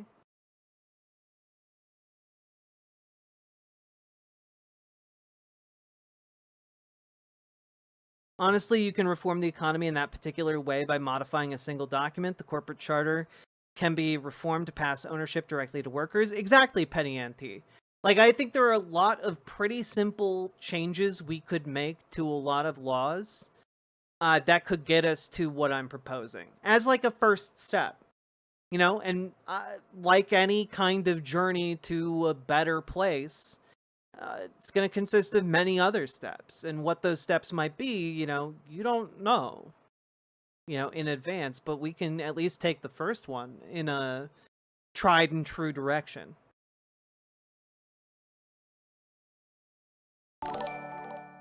I work in a co-op organization and I The like thing it. I was Hell trying yeah, to say Josh. earlier in response to Trump is if Dems want to slap a pair of tits on me, then I'm down.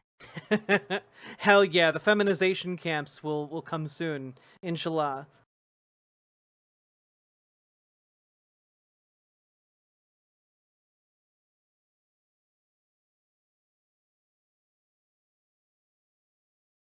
The state should provide services whenever a market is either a natural monopoly or a monopsony. That's when that's not the case, then have democratic worker co-ops. Yeah, I think when it is necessary to ensure like operations in a consistent manner, like 24/7 for like, I don't know, food, water, etc., it might make sense for the government to come in and like publicly own and operate that.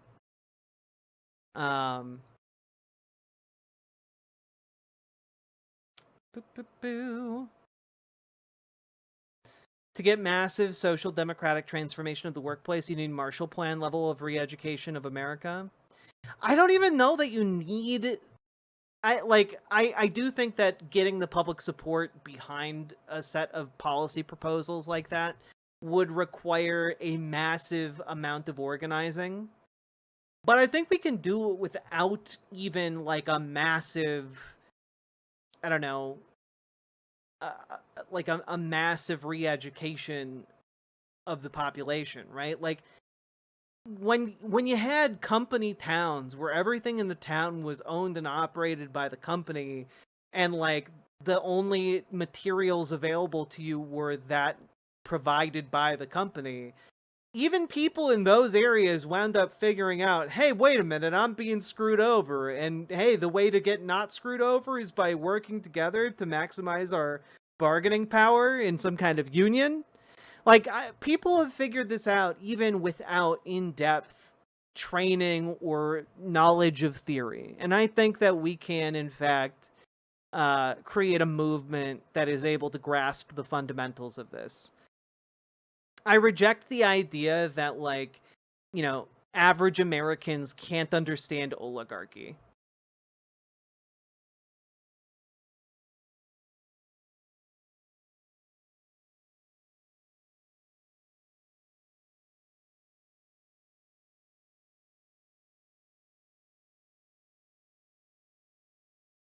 Yeah, also, that's a really good point, Harold. The indoctrination is in the direction of government ownership, not worker ownership.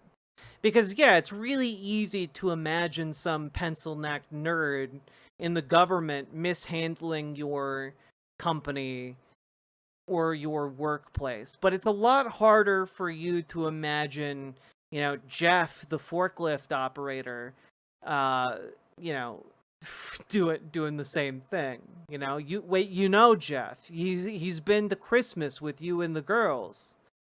You know? He's a pretty reliable and solid dude.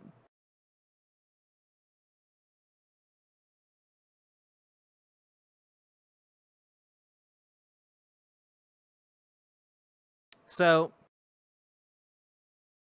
I think there just needs to be like a not a reliance or an insistence, but like you can win over normal working class people.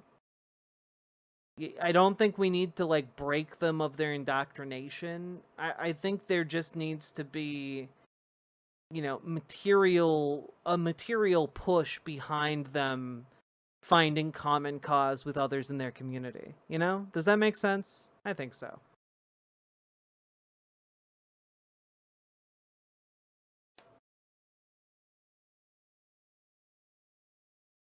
Here's an extremely good argument for unionization from personal experience.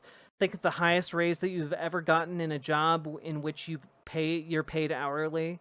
Our union just won us a $3 wage increase for every person we negotiate on behalf of, whether they're in the union or not. Fuck yeah, Ranthier. How do I feel about decommodified housing? I think that should be like our goal, yeah.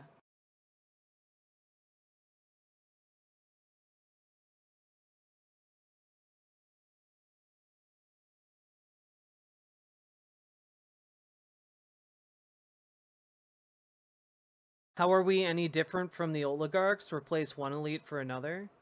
Well, I don't think replacing, like, billionaires with your coworkers is creating a new class of elites.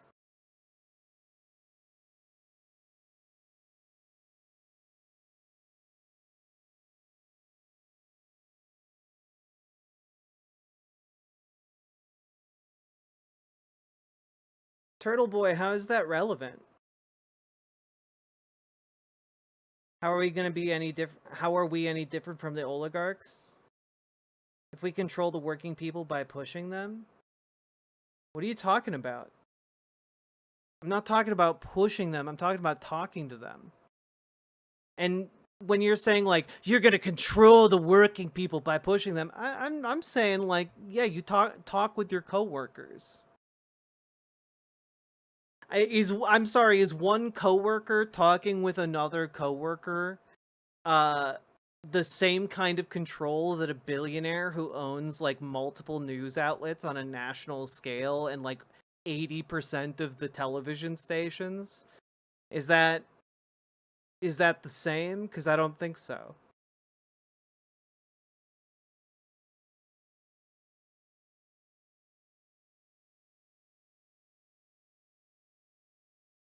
Not Turtle Boy. How is that at all relevant? I'm confused. Help me out.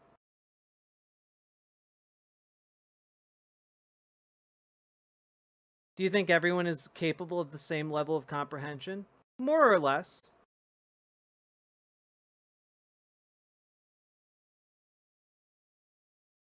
Jack, you don't understand. I will immediately own all things if you talk to me even once. Oh no. We found the chat genie. I think Marxist USSR is way worse than capitalist USA. I don't think you understand how the USSR worked. If you're describing the USSR as Marxist, I'm not entirely sure that you understood how the USSR operated there.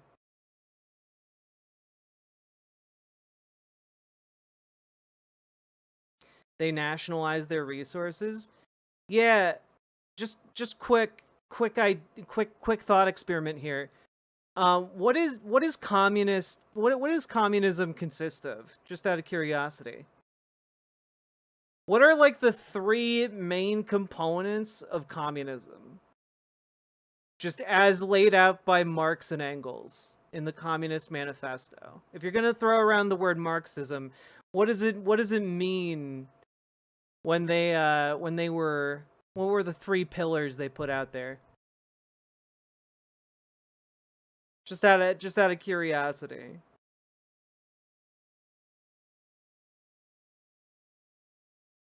You know, most conservatives fail this challenge. It's true.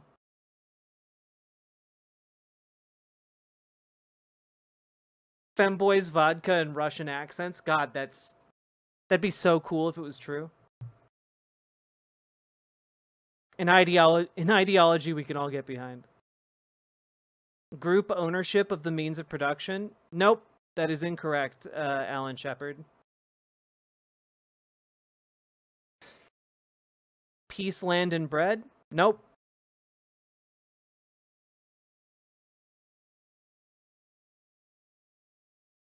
Philosophy, political economy, and scientific socialism? No, actually. Wrong! God. A stateless, classless, moneyless society.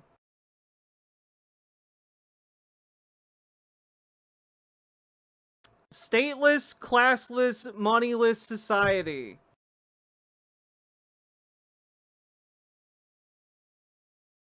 Was the USSR that?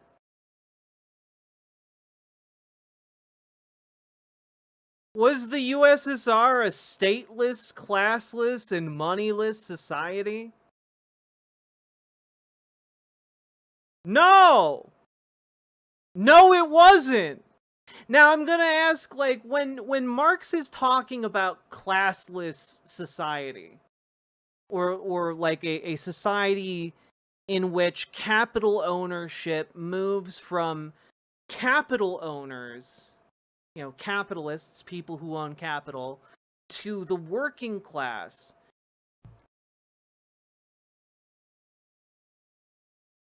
What was that the case in the USSR?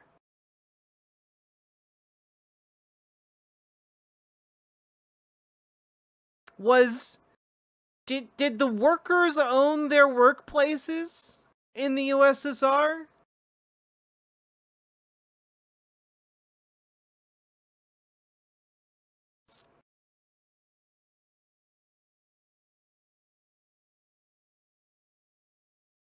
No!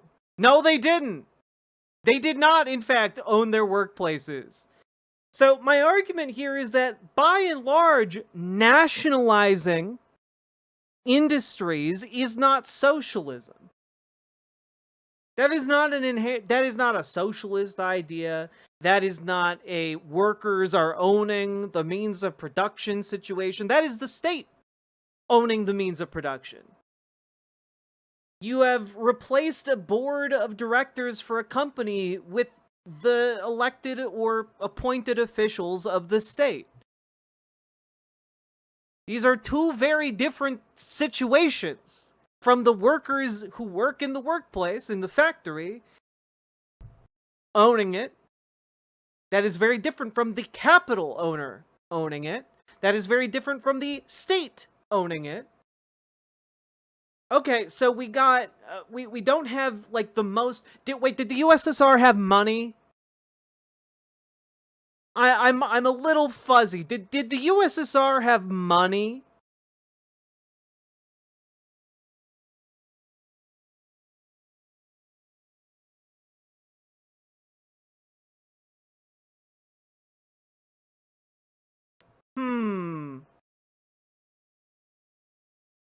Did they have money? Yes, they had money. So, if Marxism is a stateless, or communism of that, you know, Karl Marx espoused, is a stateless, classless, moneyless society, and the USSR was none of those three things, then it was clearly not that.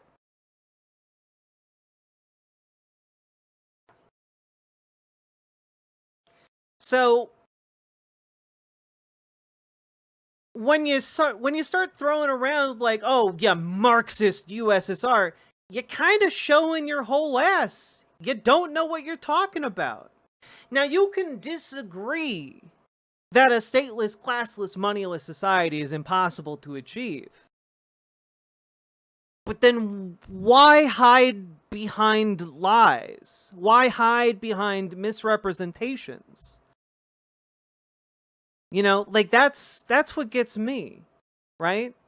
That's what gets me. Like, if your position is simply that socialism can never be achieved, and that, like, oh, well, you know, it's just impossible, then why not just say with accuracy what you believe, as opposed to going off into la la land and making, like, inaccurate associations? That's crazy. You know? Do you advocate for socialism or communism? To be honest, they are relatively interchangeable concepts. They were used interchangeably at the creation of communism. I just, for the sake of brevity, I call myself a socialist. I think it summarizes me quite well, my political ideas. In a perfect world where humans are perfect and sharing, then yes, Marx's worldview works. Well, actually, workers can collectively own and operate their workplaces right now. It's not an abstract idea that relies on human beings being perfect. Like, we have democratic worker co-ops in the United States. Like, it's not that's the thing that boggles my mind. People act like, oh yeah, if human beings were perfect, we could make socialism work. But, like, humans will never be perfect, so we could never get it to work. That, again, the same thing, people said the same thing about, like, democracy versus, like, feudal lords. People said the same thing about monarchs that you're saying about capital owners. It's weird. Giving all your freedom to daddy government doesn't lead to the best of things. I agree. Which is why, you know, this is what boggles my mind. You heard me talk about this already. Are you just incapable of, like, hearing my words? Like, when I talk about being pro-democracy, that necessitates me being anti-authoritarian, right? the entire premise of workers owning their own workplaces isn't nationalizing the workplace. That's actually one of the not great outcomes that must be undertaken out of necessity for certain things that are necessary for, like, your local society to run, like, for example, water treatment facilities. Okay? And the thing that gets me is, like, if we already have these democratic structures all over the United States, and they already work, and they are already, like, proven, they already have longevity in their local communities, why so much opposition to just more of those? I don't get it. Like, I'm not, like, the people who work at democratic worker co-ops haven't, like, perfected their souls. They're still flawed individuals. Like, it's bizarre. It's sad how many people saw the evils of authoritarian communism and thought the solution was authoritarian capitalism. Yeah, I don't understand the impulse to look at capitalism and say, you know, this is a good system. This system where, you know, you have rejected as a nation the rule of kings. You know, we should instead have millions of little kings. Have a million little kings that run your businesses and own the product of your labor.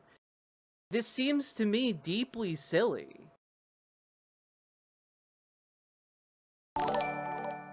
I don't know.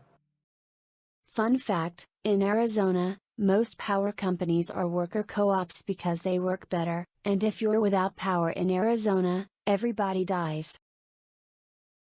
It's true. Thank you for the $5 super chat, Pluvius, and the insight into Arizona's power grid. Yeah. I just, you know, Turtle Boy, I think people might be accusing you of bad faith because you're not actually engaging with any of the arguments I'm putting out there. But that's fine.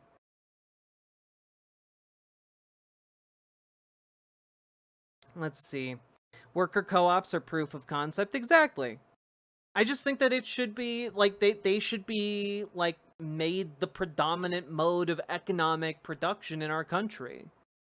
That, like, I feel like for some reason when I say it like that, like, oh, we already have this type of company, let's have more of those companies, that for some reason sounds a lot more approachable to a lot more people in our context than, like,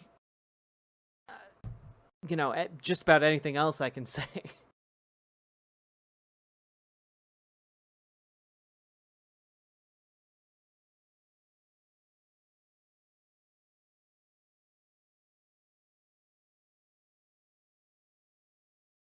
I do struggle when it comes to markets versus economic planning. I mean, I don't think markets are perfect vehicles for distributing resources, but they are one vehicle for that. So democracy, can it actually work? Yes.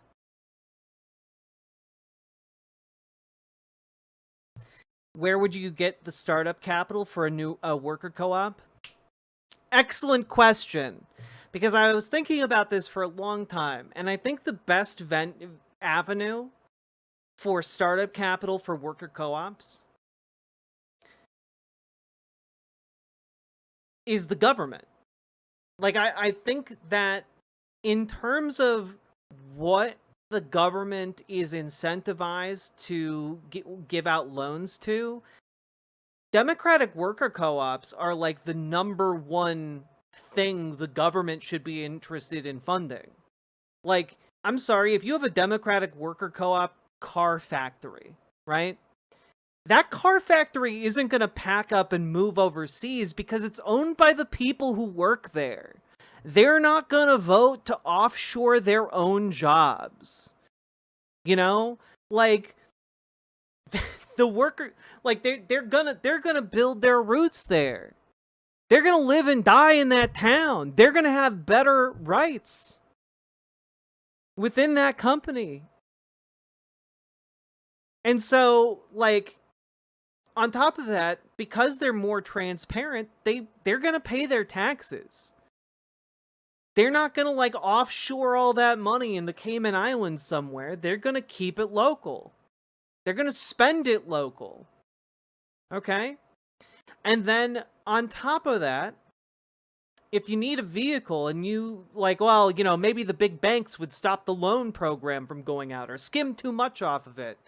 That's why I talk all the time about bringing back postal banking. I think that, like, we should, and this is, like, my personal belief here, I think we need to bring back postal banking. We had it until the 1960s, we got rid of it, and basically what it did was it turned every single, like, post office in America into a place you could do banking from. And that made banking accessible to every single, like, person in this country. It also meant that, like, hey, every single area of this country is covered by a place that people can go to in order to get loans for their small businesses. And it would make a perfect vehicle to put out, like, democratic worker co-op loans for startup costs. Because, yeah, some of those democratic worker co-ops might fail, but their rate of failure is lower than that of for-profit companies. So you're going to have a higher success rate, which means you're going to have more payback, which means you could basically turn this postal banking mechanism into a self-funding apparatus that could then continually give out more loans to, like, people looking to start up democratic worker co-ops. I think it is a perfectly sensible option to make this a mass, like a mass movement, a mass restructuring, you know? And I think that on the top end, we could adapt Bernie Sanders' proposal from several years ago now, that any company that wants to sell must first offer their company to their workers. Workers should have a first right of refusal for any sale of the company. And similarly, companies that need government bailouts in order to survive should become democratic worker co-ops. Like, that bailout should be contingent on those companies becoming democratic co-ops. And I think with those two mechanisms alone, you create a kind of vice that over time is going to create more and more democratic co-ops and bring society to the point where people aren't going to want to choose to work for a private company. Like, in a world where you could choose to work at a company that you part own and have a say in how it's run and are paid more and, like, why and have more say over your working conditions, why on earth would you go work for a private company? Why on earth would you do that? It's silly. So, with that being said, I think the pathway to a better world exists. All that remains is for us to actually have the political will to go down that road. Is your guy's contention that rich people are naturally immoral? No, but rich people have, in the system of capitalism, a tendency to accumulate more wealth, which in turn, in capitalism, that puts profits over people, means that, like, rich people, generally speaking, are incentivized to do things that take advantage of working class folks. There is an inherent power imbalance here in our system that is only going to be exacerbated by time. And we need to figure out a way to address that imbalance.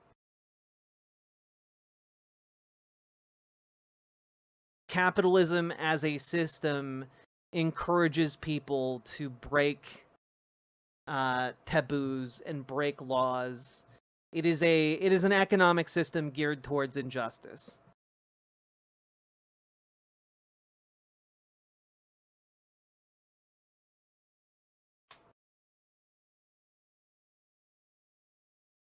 I'd personally say there's a number somewhere of how much wealth you can have before you are innately immoral. Maybe. I don't know what that is, though. Let's see. Did I have any other thoughts on this for now?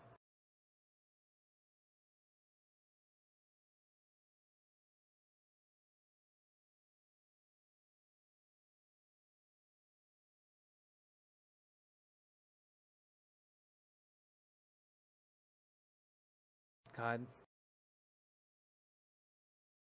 I hear constantly about how we need a general strike. I can't even get people to delete their Meta accounts. Yeah, I mean, like, that's kind of the thing. Like, anytime you see people going, oh, Italy, Italian general strike, why can't we have that here? And it's like, we can't even get you people to, like, vote on one day every 4 years. like, let alone a general strike. But, like, we're working on it.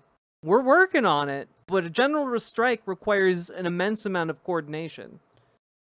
And, like, we just do not have the union culture that Italy has. We used to at one point, but over the course of a century, it's been stripped from us.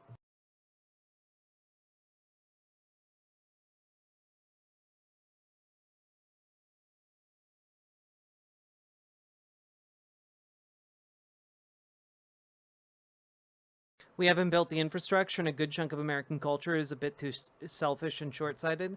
I mean, I think the main problem is less the culture and selfishness and the short-sightedness, but I think it's that we don't have the, we don't have the soft infrastructure and we don't have the hard infrastructure. We don't have, like, the people power. We don't have, like, the monetary financial strength in order for people to take off work for as long as would be necessary. It's difficult, to say the least.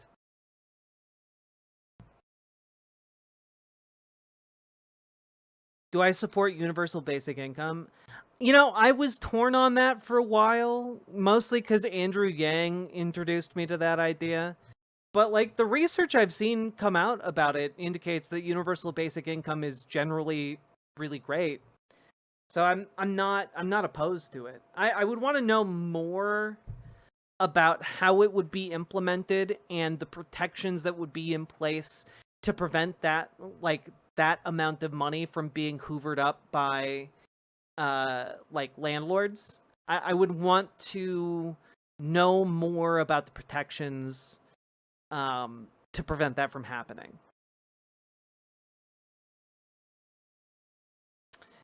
Which is one of the reasons, by the way, that, like, I encourage you to be skeptical, especially if there are independent politicians or conservative-leaning politicians who are pushing for a universal basic income. It really, really matters how it is implemented.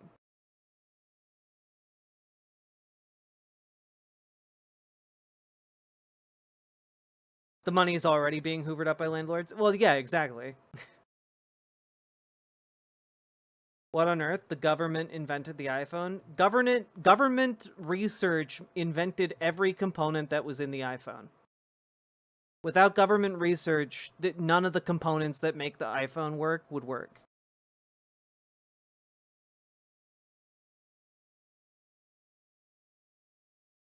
Kraken Pill 2, that is my interpretation of what's happening in Twitch chat. Hence why I diversified the conversation. DARPA, A-Lab. I have a great interview on my YouTube channel with Ashley, one of our mods, about her work helping to invent the early internet. The basic building blocks of the very things you all use every single day. And, I think that'd be pretty interesting, to say the least. So you guys can check that out. It's a perfect example of what I mean, though.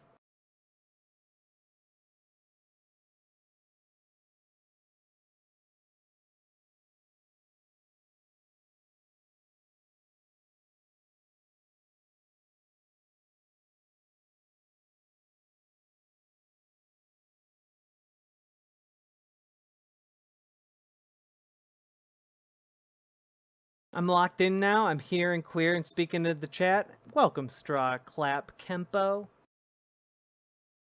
I curse and thank Ashley every day for her contribution. Same here, Sam and Moose.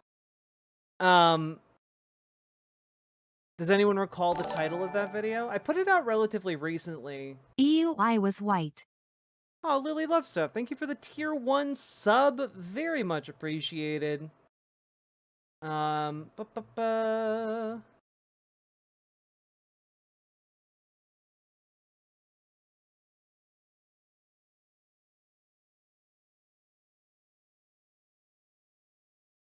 Let's see. Here you go. Got it.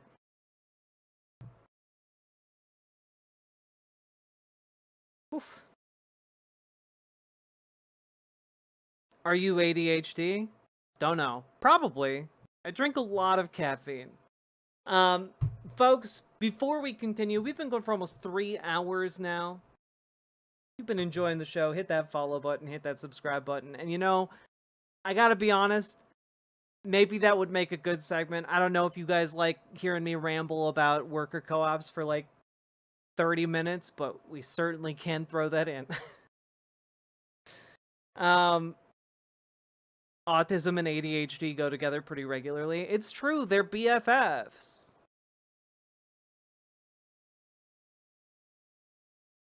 Oof.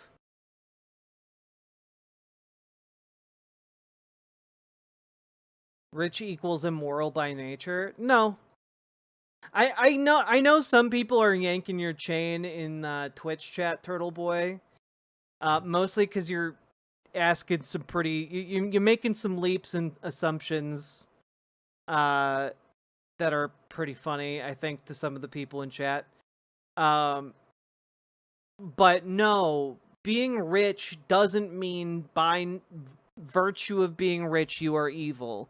What it does mean is that you have, as you get richer and richer, an incentive towards prioritizing capital accumulation over the well-being of others.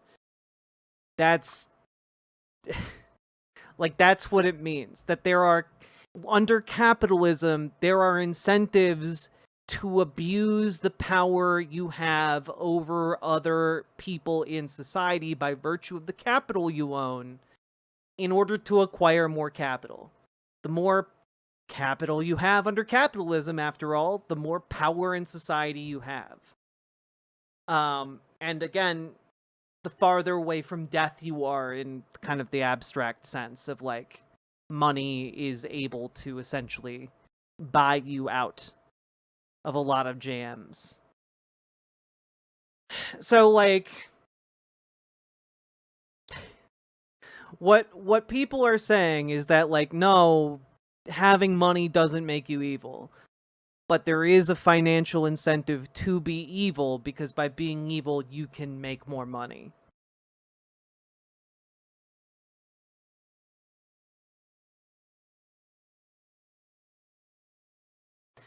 I gotta be honest, Turtle Boy, I think people were talking down to you because, again, of the leaps and assumptions you've been making in chat. Just as an FYI. You were just saying that being rich meant you've done evil stuff? I did not say that. Also, again, the idea that having money, like being rich, means that you are a capital owner. Well, these are important distinctions under capitalism, right?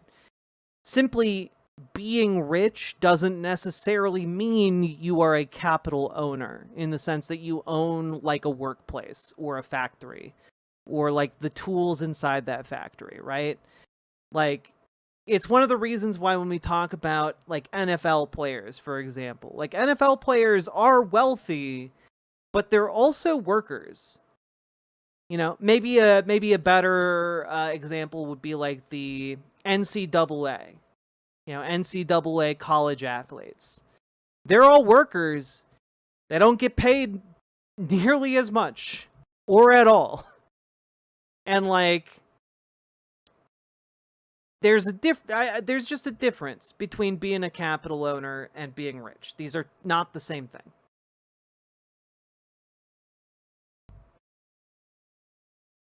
I do believe there's a point of wealth where you just become corrupt. Yeah, I don't know where that is.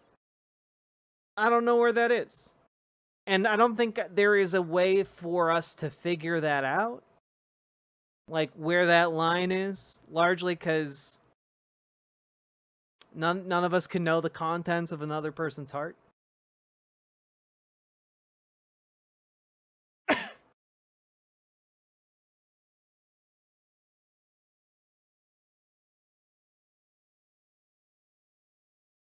Gonna Minecraft myself? Please don't.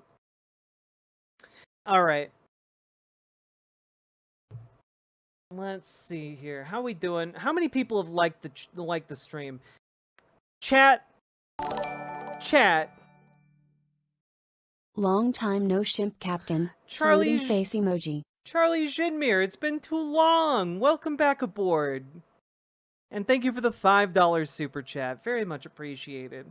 But chat, there are over 320 people in chat right now, and there are only 187 likes. I believe in the power of like 150 of you to hit that like button. I think you guys can easily surpass 200 likes. I'm gonna play the click the button song again.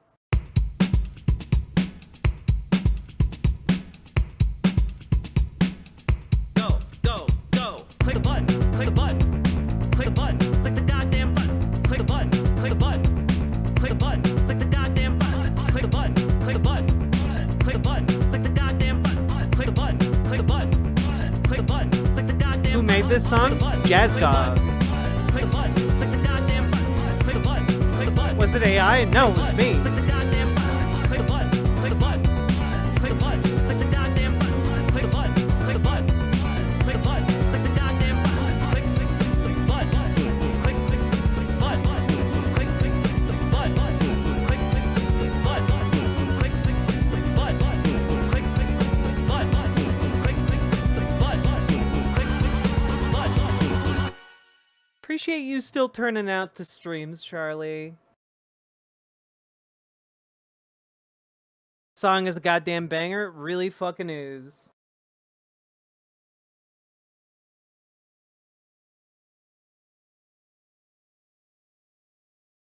Conman, very true.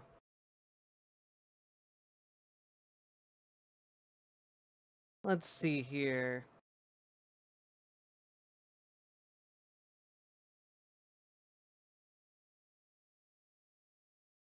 Poof.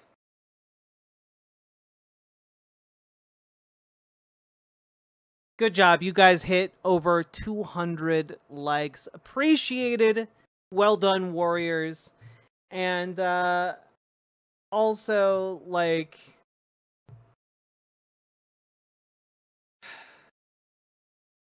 I'm going back and forth here. I think I'll let the conversation continue in Twitch chat for now.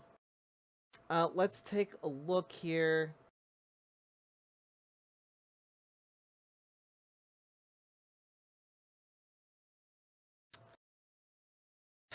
You know, I was thinking about doing more of a story on this.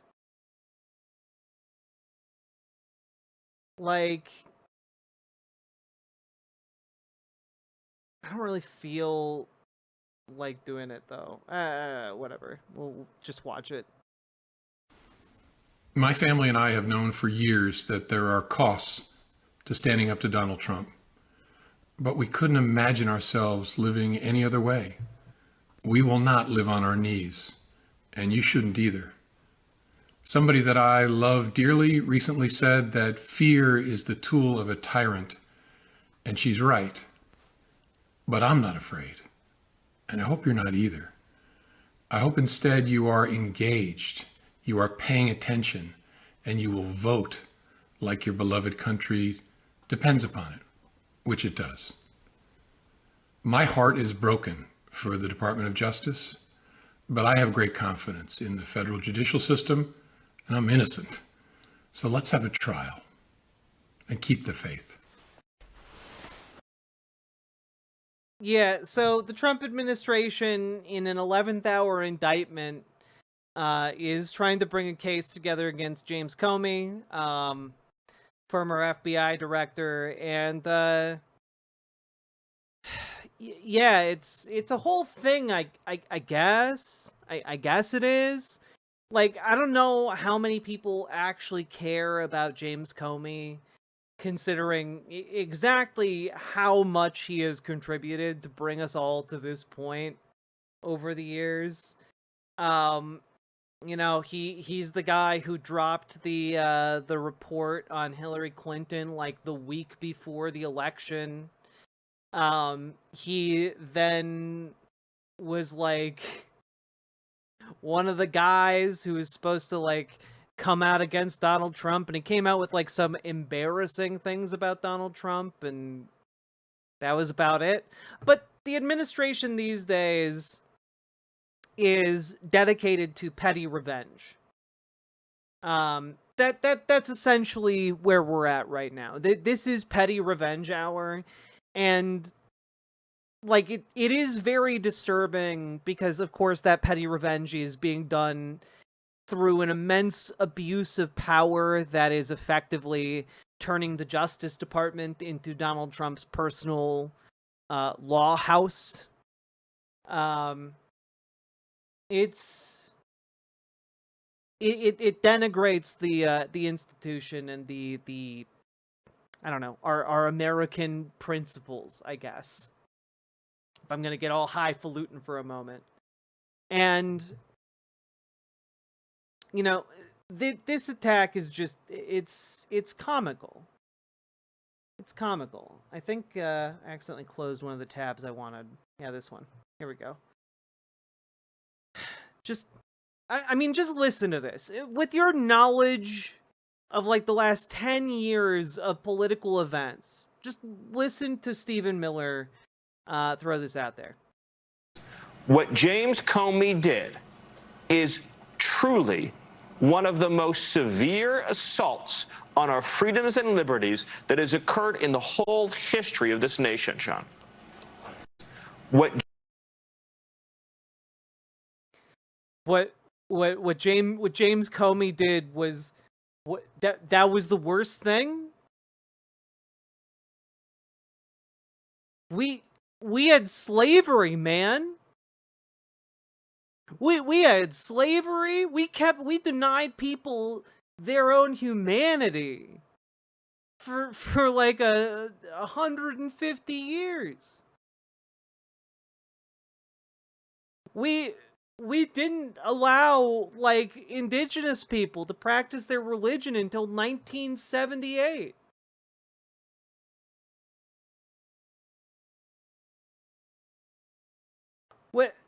What are you talking about, man? Everything about this case, by the way, is just absolutely blown up. One of the fun facts about them attempting to file this and get an indictment is that in the indictment process, right, you have a grand jury. A grand jury during an indictment only hears information presented by the prosecutor, right? So Trump, I mean, like, basically Trump's lawyer had freedom to present an entire case completely with no pushback, and was only able to get half of the grand jury to vote to indict, with like the chairperson like coming in to break the tie. Like, do you know how like shoddy your evidence has to be?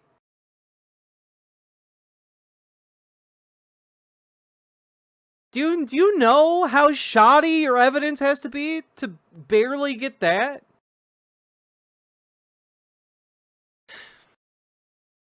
Also, again, in the name of petty vengeance, FBI fires agents photographed kneeling during 2020 racial justice protest. It is truly just silly as hell. Do we have the picture in question?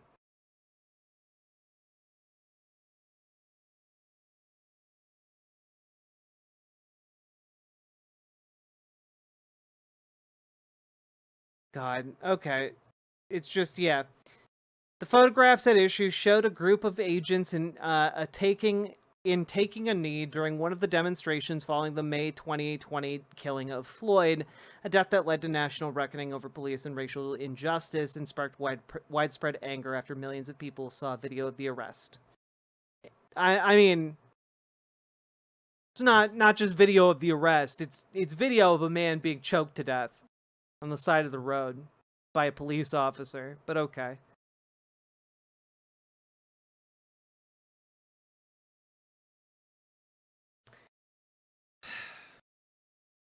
And, you know, just as we go forward, and as we really look at how all this is coming about, right? Here's just another clip I want to show you, and then we'll give you some closing thoughts. Just before we turn to the government shutdown fight, because it is hugely significant, are you personally okay with Trump telling the Attorney General to go after his political opponents? Are you okay with that? I think it's an accountability issue, and I think the courts sort it out. I think we need to stay in our lane right now, and our lane is doing our job. The president clearly wants accountability, and once again, this is one that will be decided in the courts, which is exactly where it should be. All right, so let's turn to what's happening. No follow-up question? None at all? Like, you're just fine. You're just fine with, like, the Justice Department being like the direct tool of the president. What a just absolute travesty of a show. Like, one of the things I want to throw out there, chat, is that where we're at right now is really awful. The weaponization of the DOJ, the persecution of marginalized communities and groups of people, the crackdown and attempted online brown shirt movement that has sought to get people kicked out of their jobs and their homes for, doing anything less than paying full lip service to conservative cause. All of this is going to get worse. Our civil rights are going to be further enfranchised, and this administration is only capable of clamping down harder and harder. That is it. It's all they know how to do. And not only is that all they know how to do, like, the speed that they know how to do all that on is at high speed, right? Like, we have to move fast and break things. Probably an ethos that they got from the tech bros that have been moving and shaking the Republican circles. But this is, in fact, a liability. Doing things both incompetently and quickly, with little chance to stop the worst ideas from making it out into the world. It's gonna break stuff. And when we're talking about breaking society, well, people are gonna notice that, and that's gonna be a big problem. Chris Hayes actually put out a pretty great segment on this, and I wanted to go over it with you guys, because I think he gets a lot of things right. Or who have experienced its rise firsthand in other countries, is that they've been genuinely shocked at how quickly the Trump administration is moving compared to other regimes. Earlier this year, The Guardian spoke to one political scientist who studied this at Harvard, who said Trump is throwing authoritarian punches at a much greater rate than any of these other cases in their first year in power. We don't yet know how many of those punches will land or how society will respond. Usually, these kinds of autocratic incursions move more slowly and deliberately. For instance, in Vladimir Putin's Russia, it took 2 years before he was able to successfully bully a late-night comedy show that mocked him, called Puppets, off the air. Donald Trump got Jimmy Kimmel pulled in just 8 months. Although, of course, Kimmel came right back. And I think there's a reason for that. They are simply going too fast. I really think the speed at which they are trying to rip apart a free and open society is a huge tactical mistake on their part. For some reason, it reminds me of these videos that I keep seeing in my social media feeds. Have you seen these ones? Don't ask me why, but I'm obsessed with them. They're like computer simulations of various cars driving very fast over like 100 speed bumps. And the takeaway is pretty simple. The really huge vehicles, like the pickup trucks and the minivans, they do better at top speeds. They can sort of drive over them fast. But the smaller cars, well, they usually can't handle it. They end up doing that, just like... This is maybe one of the silliest things I've ever seen someone on television admit to being obsessed with. Like, I'm not gonna lie. This did make me like Chris Hayes a little bit more. Like this is just like very, very silly. Crashing and burning. If either of them just slow down a bit, they get through this just fine. But I kind of feel like the administration is trying to do this like speed run over all the obstacles, just trying to like plow over for it. But I am also not so sure they can handle it at the speed they're going. That they're doing so much so quickly. People really are taking notice. They're at 40% approval rating in the polls. And they don't like what they're seeing. It was shocking to people, I think, across the political spectrum, to see Jimmy Kimmel yanked off the air after a mafia-style threat from an administration official, or to see James Comey indicted. It's jarring to see mass secret police forces or military troops on American streets. It's not creeping authoritarianism subtly taking hold while no one is looking. They're just doing it in front of all of us. So the backlash has been real. And Disney bringing back Kimmel is an example of how that backlash has power too.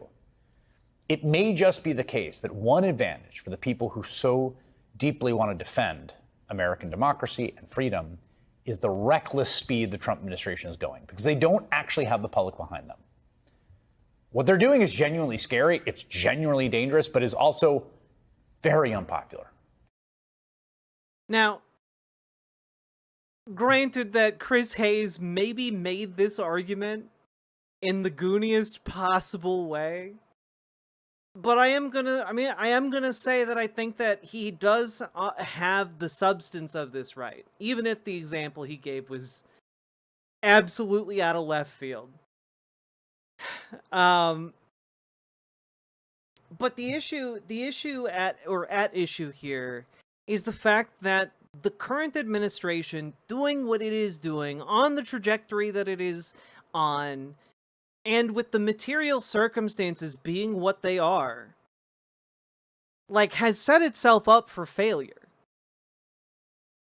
There is nothing that they are currently doing that is going to ensure long-term stability, long-term success for what they are trying to do. One of the things that they are painfully aware of is that everything that they are going to do between now and the midterms is on a timeline. Part of why they have been rushing as fast as they have is because the midterms look really, really bad, and what is happening is only going to make their prospects worse.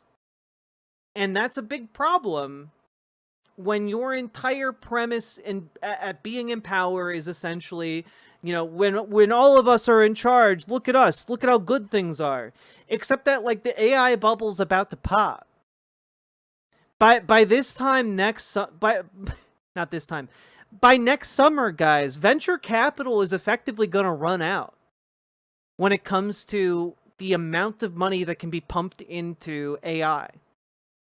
The rate of investment into AI is not sustainable. And the second that that investment starts petering off, that bubble is going to explode. That bomb is going to go off. And that is going to come at an extreme amount of cost to whichever party is in power. And judging by the timelines that I'm aware of, regarding capital, that is going to be sooner rather than later. And you combine that with the disappearing of people off of streets by masked individuals. You combine that with, people being like targeted, arrested, and silenced because they didn't say the right thing about a deceased figure. Like, these are all horribly unpopular policies. Like, all of them. Even among Republicans, a lot of these policies are horrifically unpopular. As tariff damage continues to sink in, it's gonna get less popular. Explaining it using a weird metaphor, with car crash visuals to match, makes it more memorable for the people watching. He It's knows true. what he's doing. It's true, Nomi Sunrider. Chris Hayes is one of the good ones. And what we're looking at here is essentially an attempt to use like rebar to just like break the kneecaps and the joints of like our democracy, but you aren't going to be able to finish that job by the midterms. That creates a pretty big problem here.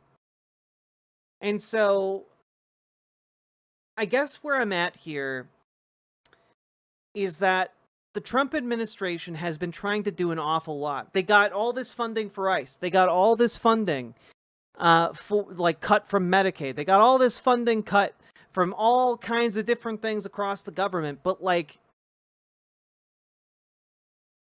they didn't actually take into account how this was going to hurt people. And what happens when these hurt people suddenly realize who's hurting them. Because that's going to happen. That check is going to come due. At some point, that check is going to come due. And it's, maybe it never will for Republicans. The vast majority of Republicans, they're off in la la land. Maybe they're never going to be reached.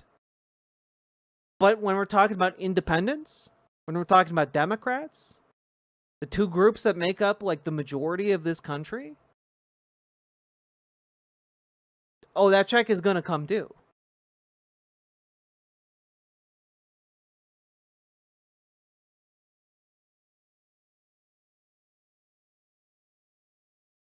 Independents swung for Trump. They're not swinging for Trump anymore. That's for damn sure. The approval ratings, when you take away like Republican voters, Trump's approval rates are in the tank among anyone on the left or even on the center or independent or whatever. It's when we're talking about like a popularity game, not even how do I even rephrase this? My mind is discombobulated. When we talk about the frogs boiling in a pot of water, they aren't realizing that they're being burned. That is predicated on the water slowly being brought to a boil. If a frog hops into boiling water, it's going to hop back out immediately because it's going to be hot. And so I guess what I'm trying to put out there is that public opinion, as it gets lower, spurs action. It spurs action. The more discontent people feel, the more likely it is that they are going to act to alleviate that discontent. Hefe HZ writes, I'm in farm country and I swear I've seen a lot less Trump signs since tariffs started hitting. I'm wondering if Iowa flips blue.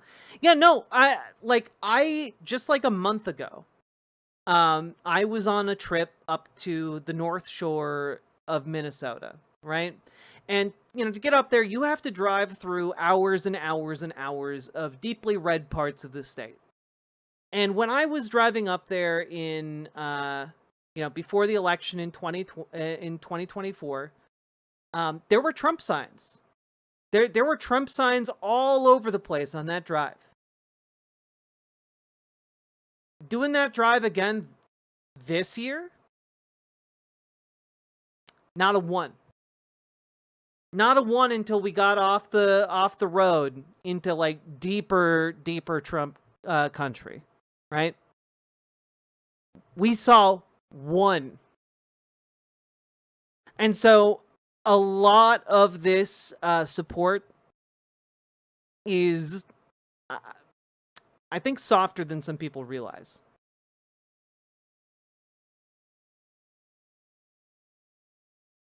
Probably because the election is not relevant anymore. Have you met Trump supporters?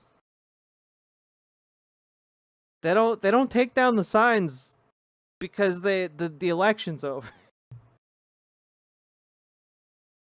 Yeah, like these signs in rural America, they get left up until like they rot away.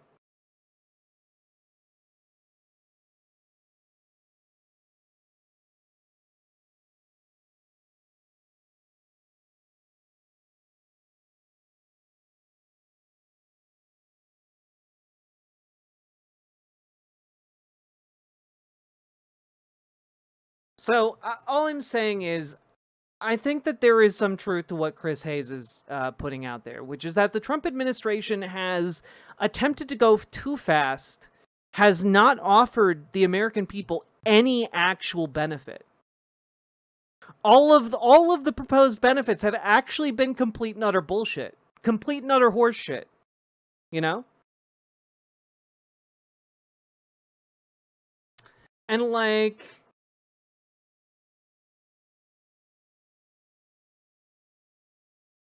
I think that at some point those chickens come home to roost.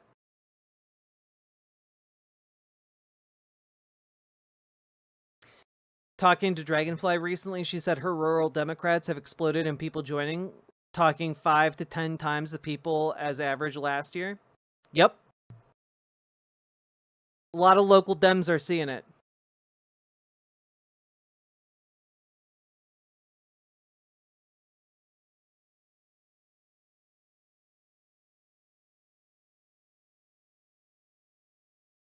There were two Trump 2024 signs down the street from me as soon as the merch was available. I don't know the exact date, but one of those disappeared within the last month. Yep. Yep. It's not a sustainable movement, folks. Fascism is not sustainable. Have you heard the conspiracy that both parties are essentially the same entity? No.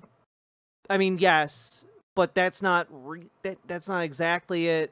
But also, yes, it's stupid. It's stupid because the reality is that capital has thoroughly infiltrated and corrupted a large part of our politics. Like, the uniparty narrative isn't real, but what is real is that, like, capitalism incentivizes corruption. And both parties are very corrupt. Just in different ways.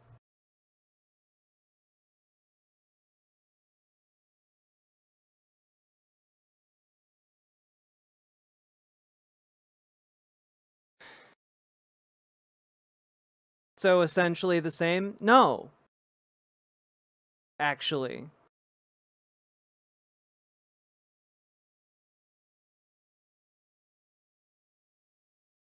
Like, capitalism incentivizes companies to compromise our political process by essentially giving money to politicians to buy political favors, right? That happens on the right and the left, because now money is allowed into our politics, and that is complete and utter bullshit, and it needs to be something that we purge from our political world, right? When it comes to what is being supported, they are not supporting the same policies. And both ultimately rely on the ground organizing.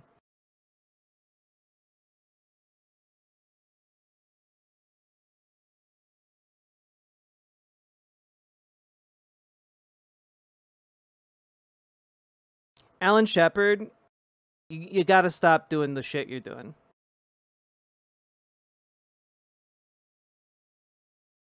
I find it particularly irritating. How would you replace lobbying? I would make it illegal.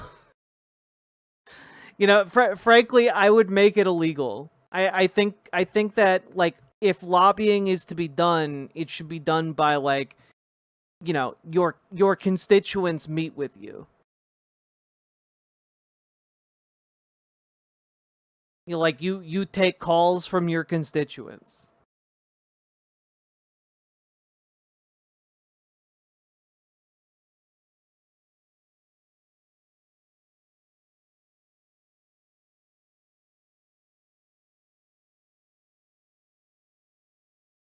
Isn't lobbying illegal? No, lobbying is actually incredibly legal in this country. It's crazy. How would candidates pay news stations to get their names out? I would have publicly funded campaigns. Like, in a lot of countries, you get a set amount of money to spend, and you can use that to, like, run a campaign how you see fit.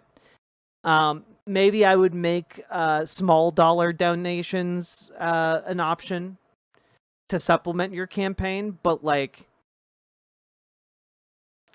you can't take it from a company. Everyone's limited to like $100 max. Like, I think that would be like, I think that would be like the most that I'm willing to entertain.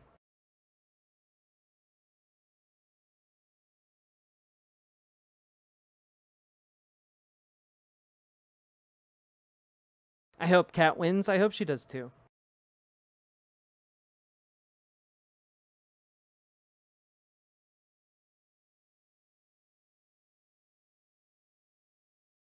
Once you reach centimillionaire status, you should be completely removed from politics. No vote, no PACs, no lobbying. I mean, I just want to get rid of lobbying altogether. Like, fuck it. Fuck it. I have never heard a good argument for it.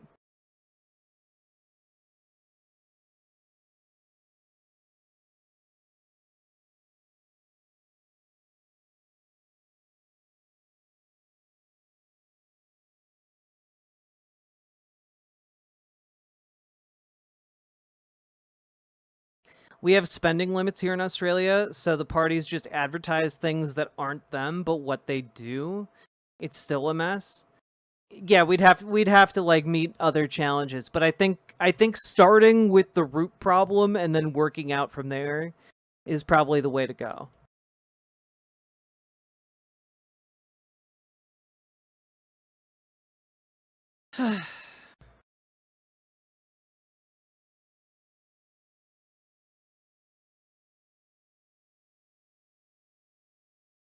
All right, you guys are too interesting and distracting. We need to get to the real point of today's stream, which is to dunk on Ezra Klein, okay?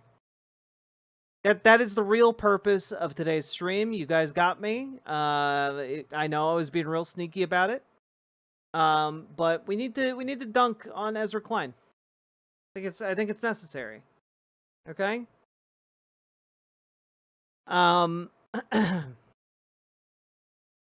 Right? Folks, if you're enjoying the show, hit that follow button, hit that subscribe button, hit the like button, and drop those subs, donos, memberships, super chats, etc. You guys make this stream possible. I could not do it without you guys. Let's take a look here real quick before we get started.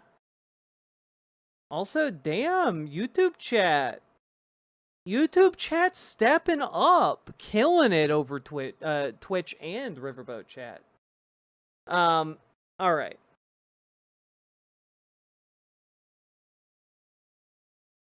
Here we go.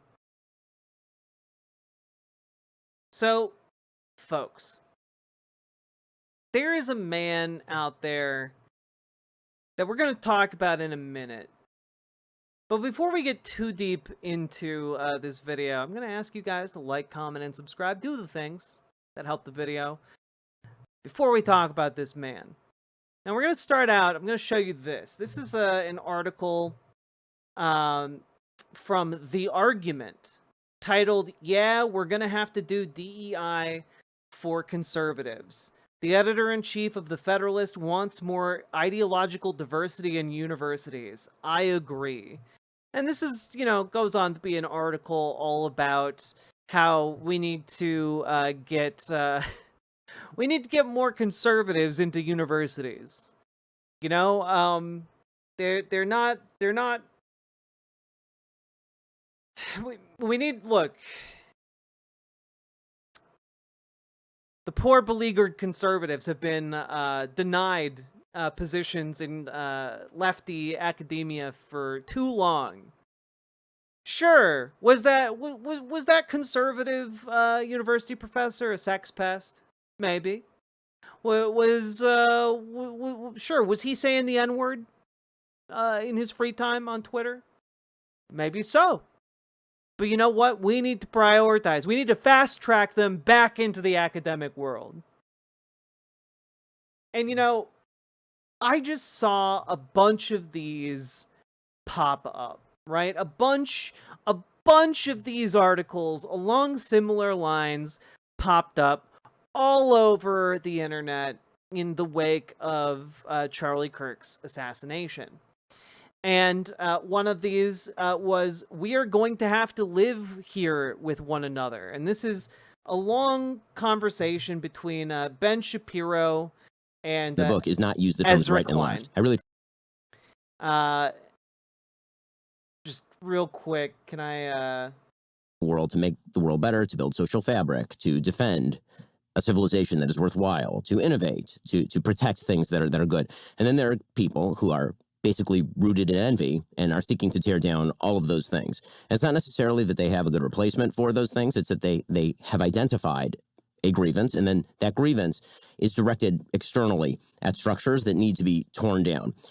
So basically what Ben has just described there in that clip is the premise of his new book that came out, which is essentially creating a dichotomy between the two types of people that exist, and one of those types of people being, essentially the doers and builders of the world that build things up like Western civilization, and then the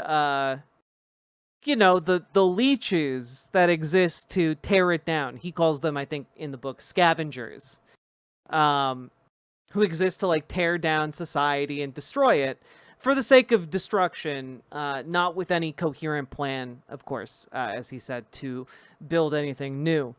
And this is just very blatantly some of the most simplistic analysis possible in politics. We're talking this is just a repackaging of Ayn Rand's shit. This is just a repackaging of some libertarian nonsense. Well, that was largely cobbled together from, Nazi eugenicist worldviews. The idea generally being that you have the society builders, and then you have the vermin who take advantage. Right? It's just a basic repackaging of that, and Ben has a lot of words to try and make it seem like it's not that, or that it's more complicated or more nuanced than that, but it's really just Ben Shapiro in this conversation talking with Ezra Klein and basically saying to Ezra Klein's face, you are one of these leeches who is destroying society. That's what Ben Shapiro thinks about anyone even nominally on the left. And whatever you think of Ezra Klein, he is nominally, and I'm going to emphasize nominally, on the left. He is, in my estimation, a conservative at this point, but he calls himself on the left. But we're not here to look at this particular interaction, just to note that it exists. And that Ezra Klein wrote an article essentially saying that Charlie Kirk did politics the right way. And this has resulted in a lot of blowback and pushback, especially from other folks, even at the New York Times. And it is a bizarre thing to say. It's a bizarre thing to say if you know anything about Charlie Kirk. And I thought we would be well served in going over this interview that, what's his name?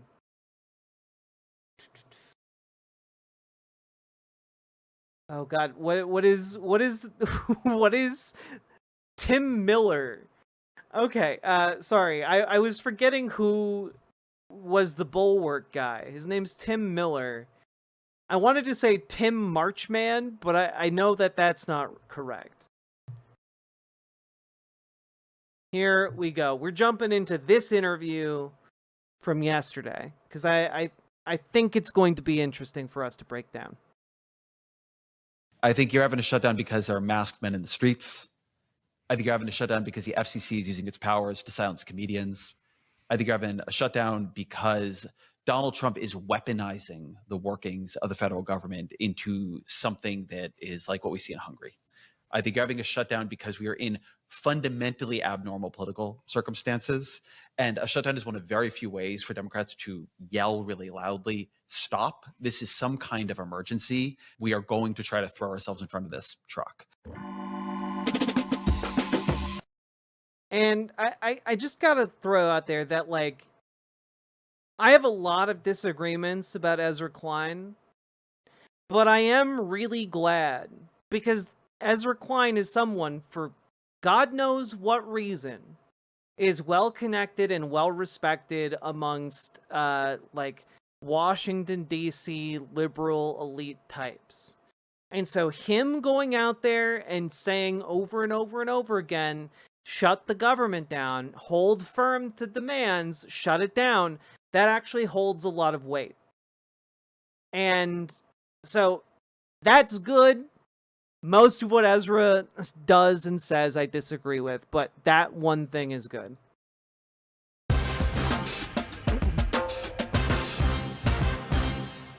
Hello and welcome to the Bulwark Podcast. I'm your host, Tim Miller. Delighted to welcome back opinion columnist at the New York Times, host of the Ezra Klein Show, co-author of the book Abundance, which you may have heard a little bit about. It's Ezra Klein. What's up, man? Hey, good to see you. It's good to see you. We actually didn't you were on every single podcast in America for the Abundance Tour except this one. I was waiting for my invitation back. Is that true? Is that true? I thought we were going to do it. We'll do a little Abundance chat at the end. A lot of other stuff has happened since then. You're a lightning We all rod. know you like Derek better than me, though. I saw that little bit of you guys. Don't pretend. Put a little glimmer in my eye when I'm talking to Derek. You can't. I'm easy to read. The warmth is really there. Yeah, I'm easy to read. Yeah.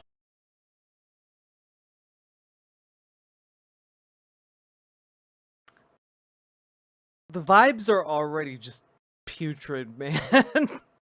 Ezra Klein really, really knows how to just absolutely shit the bed in terms of vibes. With Derek, there's just something a little extra special. We all feel that way about Derek. Thrill up my leg. Okay, you've been a lightning rod lately. Two columns and one comment on Ross's podcast. You said it's immoral for Dems to go along with the budget, essentially, in one column, and you supported this shutdown. You said that if you believe the other side is a threat, you need to run more socially conservative people in red states. That was you with Ross. You said Charlie Kirk did politics the right way. We shouldn't celebrate his assassination. With maybe a few quibbles. I was with you on all of them, and the internet was not. Different people. You got to come at from all sides on all those things, and so I guess dealer's choice on which one of those you want to do first. I mean, I think it's podcast host choice. I think I would contest a little bit. The internet was not. Okay. Which is that certainly on the shutdown column, I think there was a lot. Yeah, that's true. You had a different crowd. You had kind of you had the Josh Barrows of the world mad at you on that.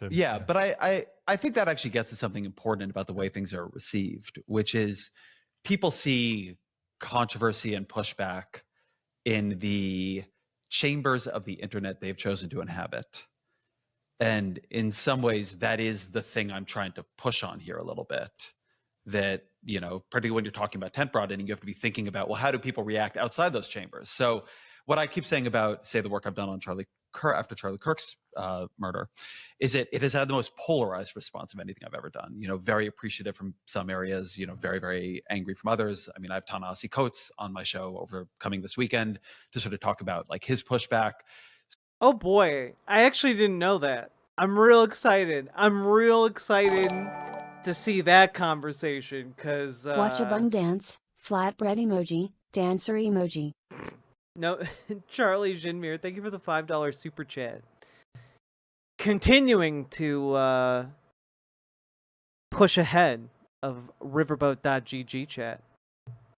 Yeah, I'm actually going to have to watch an Ezra Klein podcast now. God damn it. So I just think it's important. We sort of get a very warped vision of the public when we log on to X or Blue Sky and say that's the reaction. You know, That's when you're fair. inside something, you see something very different. Or maybe you're just being a good content man.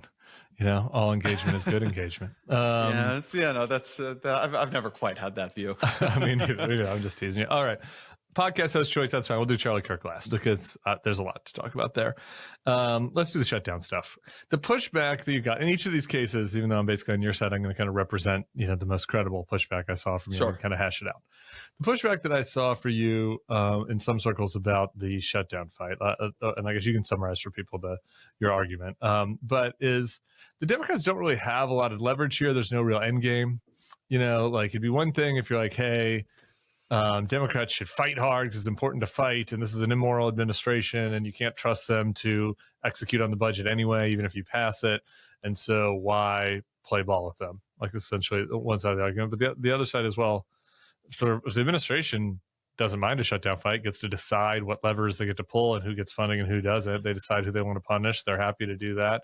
And if at the end of the day, the Democrats are going to have to fold anyway, like they did in March, like what was the point of the shutdown fight except for like feeling good about yourself and getting re-skeets on Blue Sky? So what would you say to that? Re-skeets. Sorry. What a world we live in. Let me try to summarize the argument I made a little bit more fully, because one piece of pushback I got, which I thought was the most fair piece, was that the argument itself was too ambivalent. But that's because I myself was somewhat ambivalent. Oh, the argument I made He's so is high that on his own farts. Donald Trump is corrupting the functioning of the federal government. He is corrupting it the way a mafioso would corrupt industries, that he is turning things that are supposed to work one way into tools of his own wealth and power. You saw this very clearly, say, with the FCC using its power to go after Jimmy Kimmel, right? That is not how the FCC is supposed to work. And the argument I made is that on some level, as the word used earlier was correct in my view, it would be immoral to fund a government that is being corrupted into a tool of power and wealth accumulation. Okay. The counter argument, which I did try to represent in the piece, is that Democrats will just lose a shutdown. They will lose a shutdown because they are attentionally weaker than Donald Trump. The question of winning a shutdown is always a little bit of a weird question. I mean, is what you're doing trying to have a normal negotiation over, say, Obamacare subsidy levels, which is, I think, where Democrats are trying to go right now? Or is what you're trying to create an attentional event that creates a ongoing political crisis or controversy that the media uses as a focusing mechanism for its coverage, and then you can make the argument to the public, you Chuck Schumer, you Hakeem Jeffries, you the Democratic Party, that we are in some kind of rolling crisis around what Donald Trump is doing. The best argument against a shutdown is twofold, and I put this, in the piece, which is one: the Democratic Party was not united on even what its demands in a shutdown would be. There's a faction of the party that just wants to treat it the way you might have treated it in any other presidency. Fight on your best issues, healthcare, say. Yeah, that seems to be where they're landing.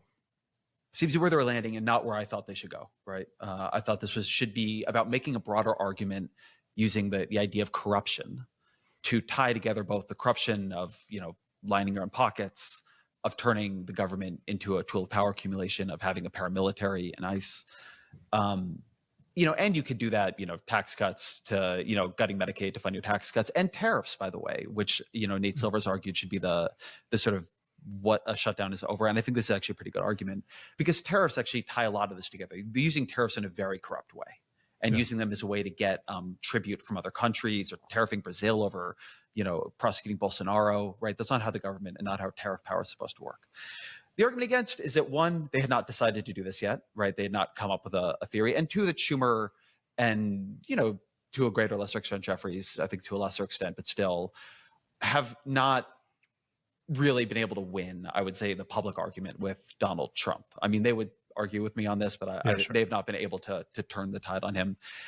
The place where the piece ends is saying, if you really think that Democrats, they don't have the leadership right now to win a fight, then they have the wrong leadership. Either they need to be able to fight, or they need to find people who can win public arguments. But those, I think, are the two ways to think about this. Yeah. Let's just go through both paths really.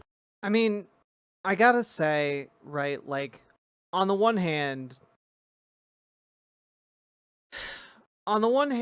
sure, but maybe the problem is that the entire time, Ezra, you've been encouraging them to have the weak position, to have the position of, we need to restore the healthcare subsidies, rather than we need to fight the rise of authoritarianism. This is the exact type of, frankly, feckless positioning and positionism that we've seen the entire time. This isn't new.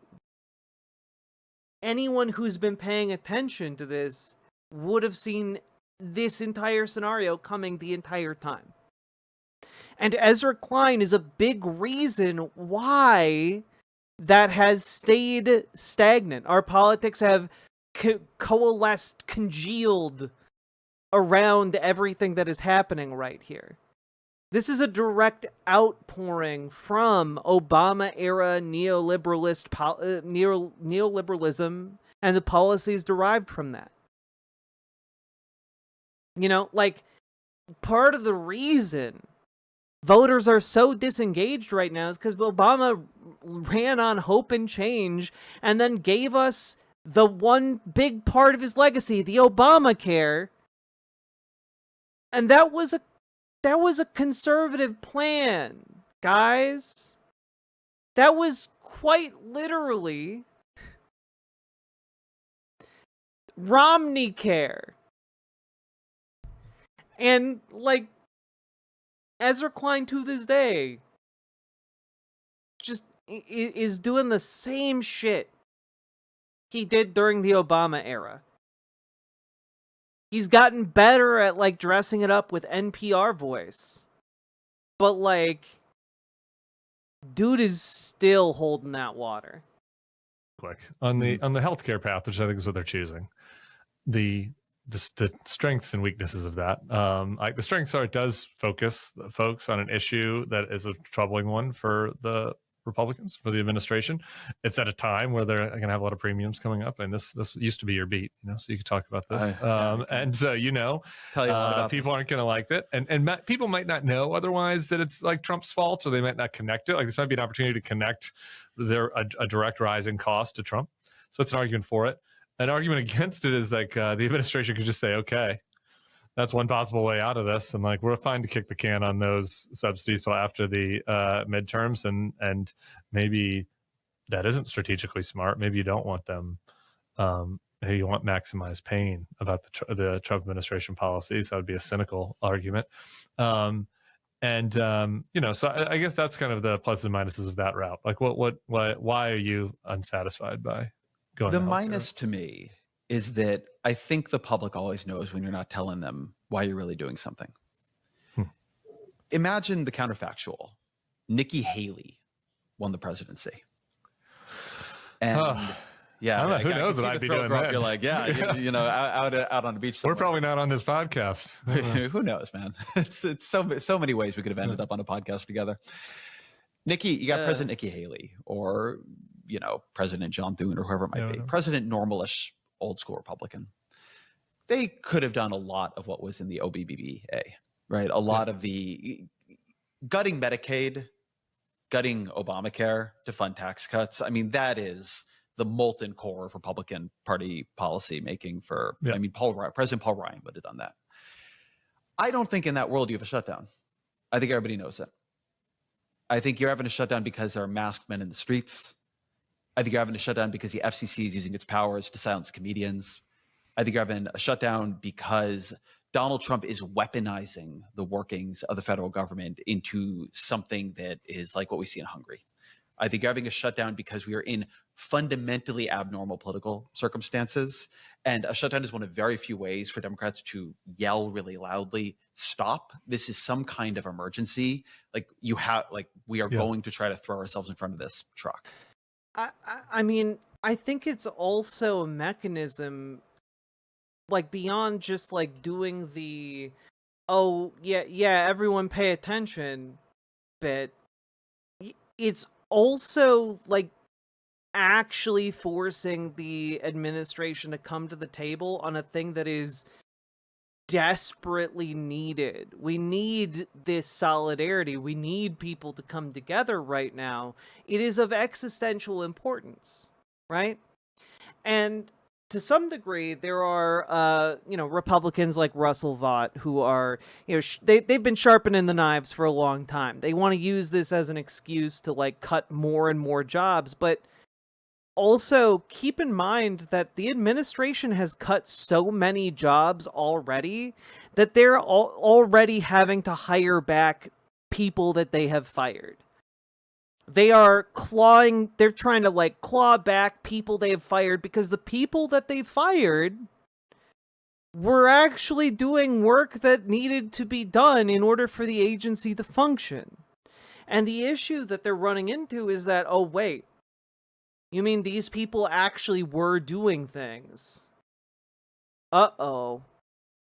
That becomes a really big problem.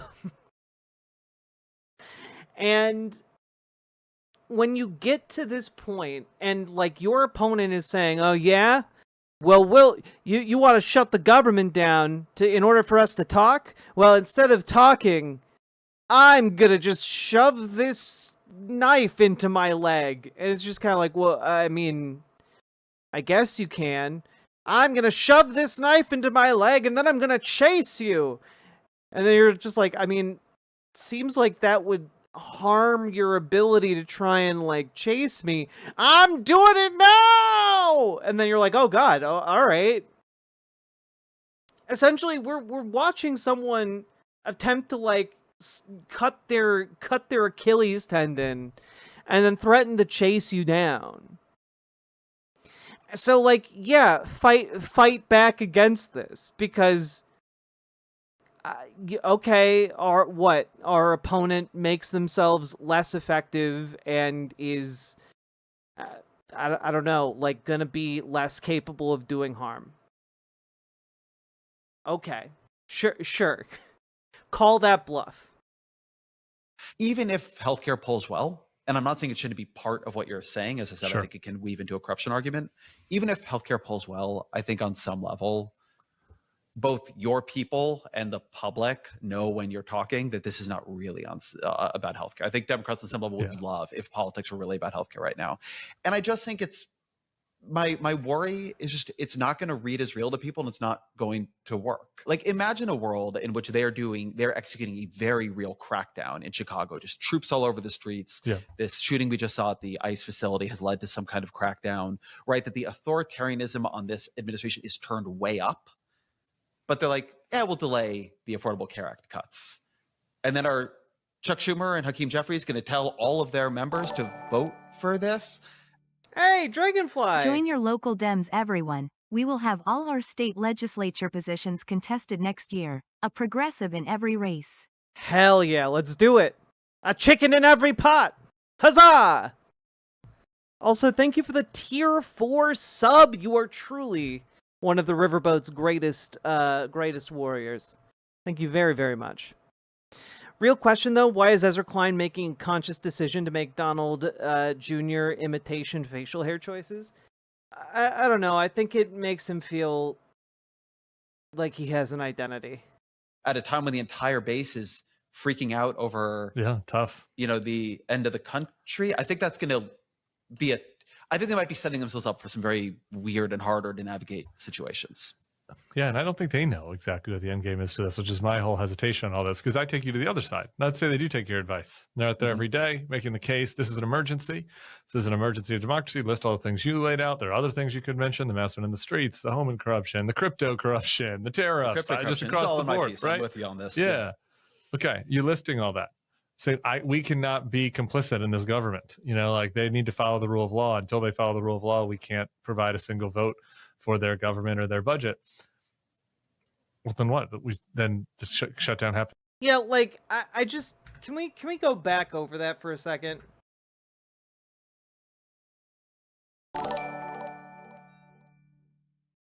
When government is fascist, shutting it down is probably a good thing. Yeah, exactly.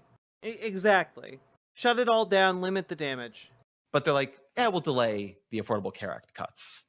And then are Chuck Schumer and Hakeem Jeffries going to tell all of their members to vote for this at a time when the entire base is freaking out over, tough, the end of the country? I think that's going to be I think they might be setting themselves up for some very weird and harder to navigate situations. Yeah, and I don't know. I think maybe we should just land on what Schumer is arguing for and argue for an expansion of that. Hold firm and ask for more. Ask for bigger concessions. Ask and hold firm for better.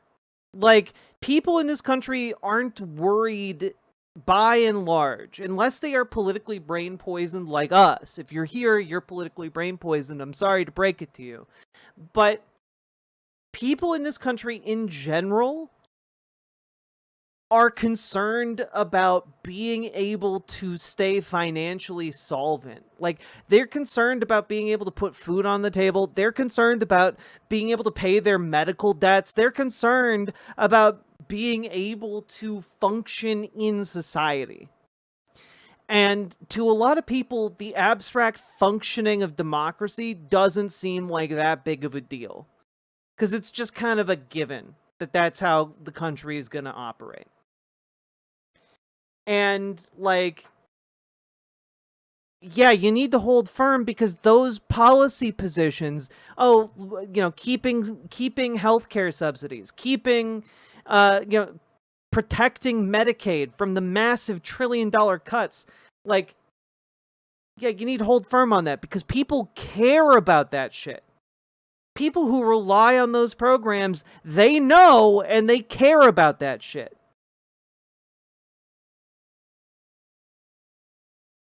How dare you call me politically brain poisoned? I'll have you know spending 10 to 12 hours a day thinking about politics and staring at spreadsheets is perfectly normal.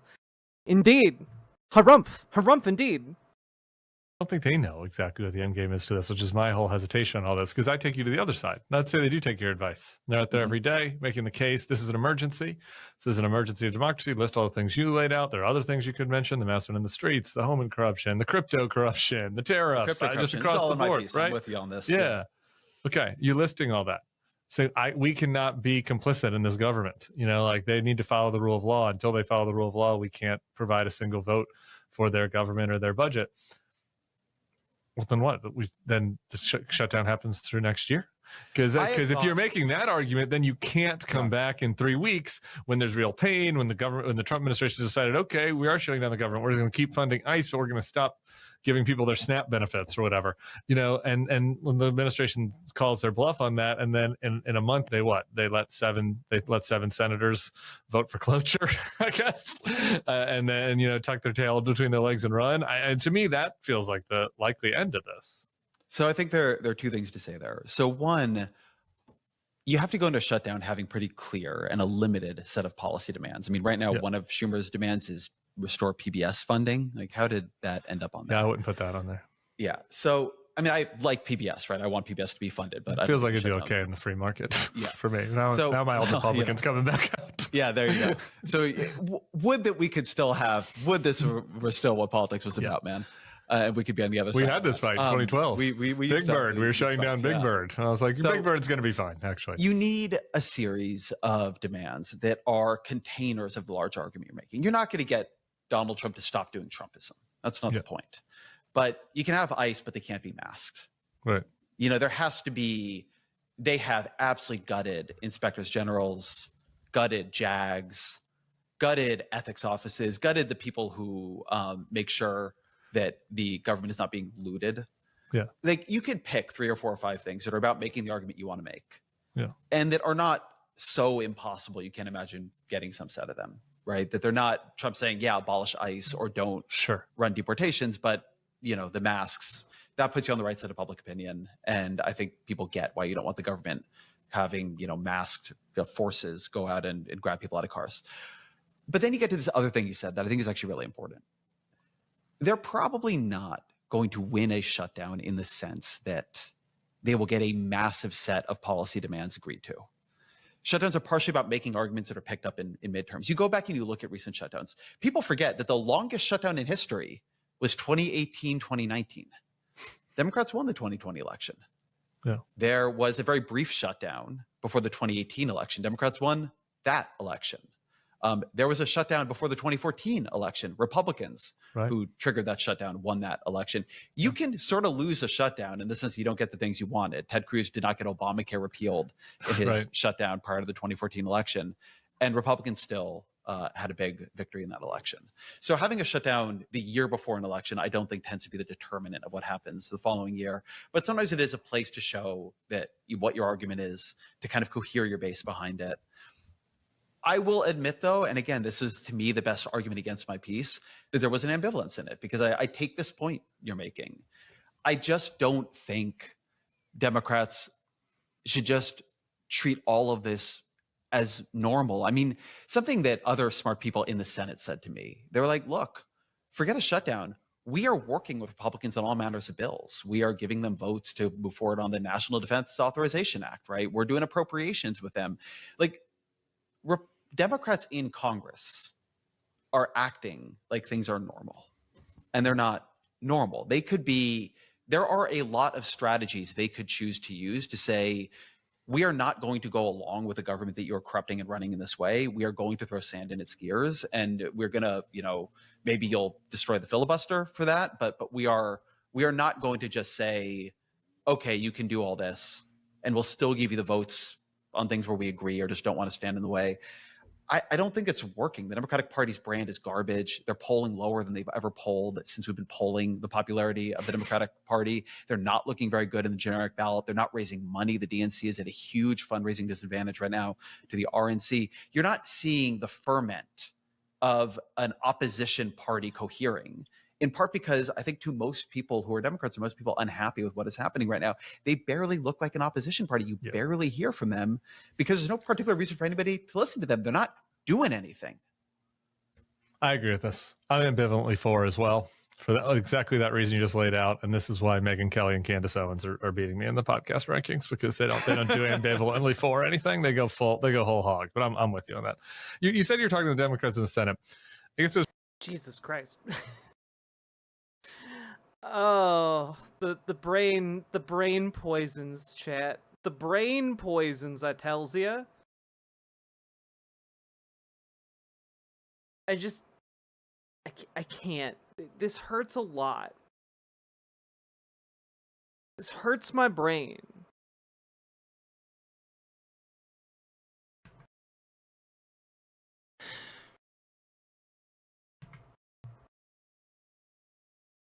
Like, guys, these people are relatively aligned with each other. And my understanding is that Tim Miller is a pretty conservative guy. He's a never Trump Republican type. And, like, Ezra Klein perfectly aligns with him, right? And their complaints are that the Democrats are just not doing effective politics, which I agree with, right? Democrats have largely, with a few exceptions, eschewed effective politics. And they want to, these two in particular, want to go back to the time of Reagan. That's when Republicans were reasonable, and that's when Republicans did it right. But the issue is the Republican movement of the 70s and the 80s. That movement is what got us here. All of the reasonableness of Reagan-era Republicans was largely, a facade. And that facade was predicated on the idea that fundamentally everyone had, embraced like a liberal set of values, a basic premise of egalitarianism, painting with a very broad brush here, okay? But like, ultimately, the Republicans were still liberals, and the liberals were still liberals, but Reagan changed all of that. Reagan changed all of that and started the inexorable march to the right. And so we get the infection of neoliberalism, this conservative turn for liberal politics writ large. And it continued to get worse, it continued to get worse, it continued to get worse, and all of a sudden, all of our social nets, all of our social ties are breaking down, all of our economic ties are breaking down. And suddenly the wealthiest people in the country are making $500 billion more money than they were prior to this. As a class. That's not an accident. And part of what frustrates me about this particular conversation is that it's largely between two guys who are just like, how can we save the last vestiges of the old order and then still come out and keep neoliberal policies on top? And the answer is you can't. You cannot salvage our country as it is and return it to neoliberalism. That's what Joe Biden did. Joe Biden was the return to normalcy president. That was the attempt to right the ship under neoliberal politics and outdated foreign policy positions. That was it. And that's the reason these guys love Obama. That's the reason these guys love Biden. But the issue is all of the neoliberal policies are a slip and slide to this, what we're currently seeing, to Trump.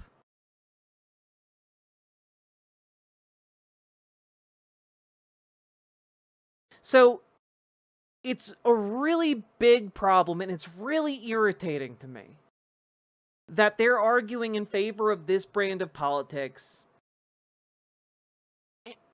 and they're the guys who brought us here, This way of thinking brought us here.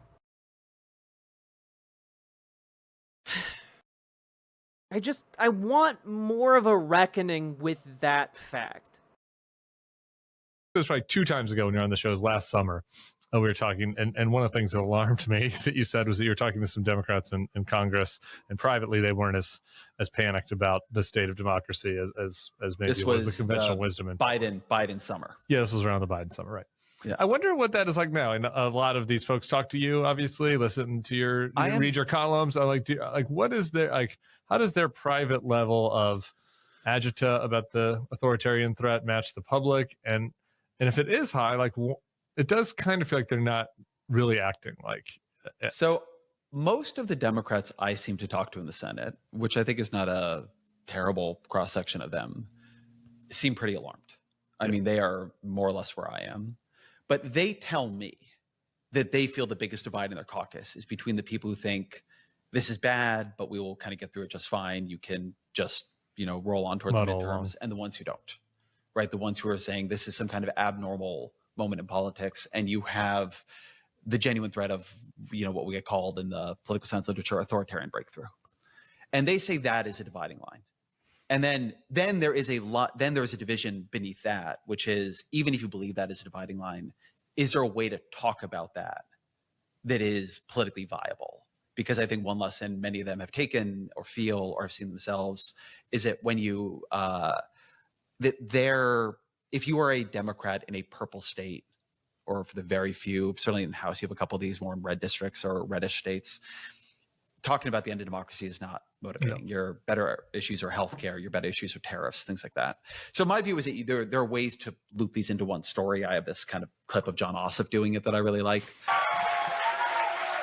And that corruption is why they just defunded nursing homes to cut taxes for the rich.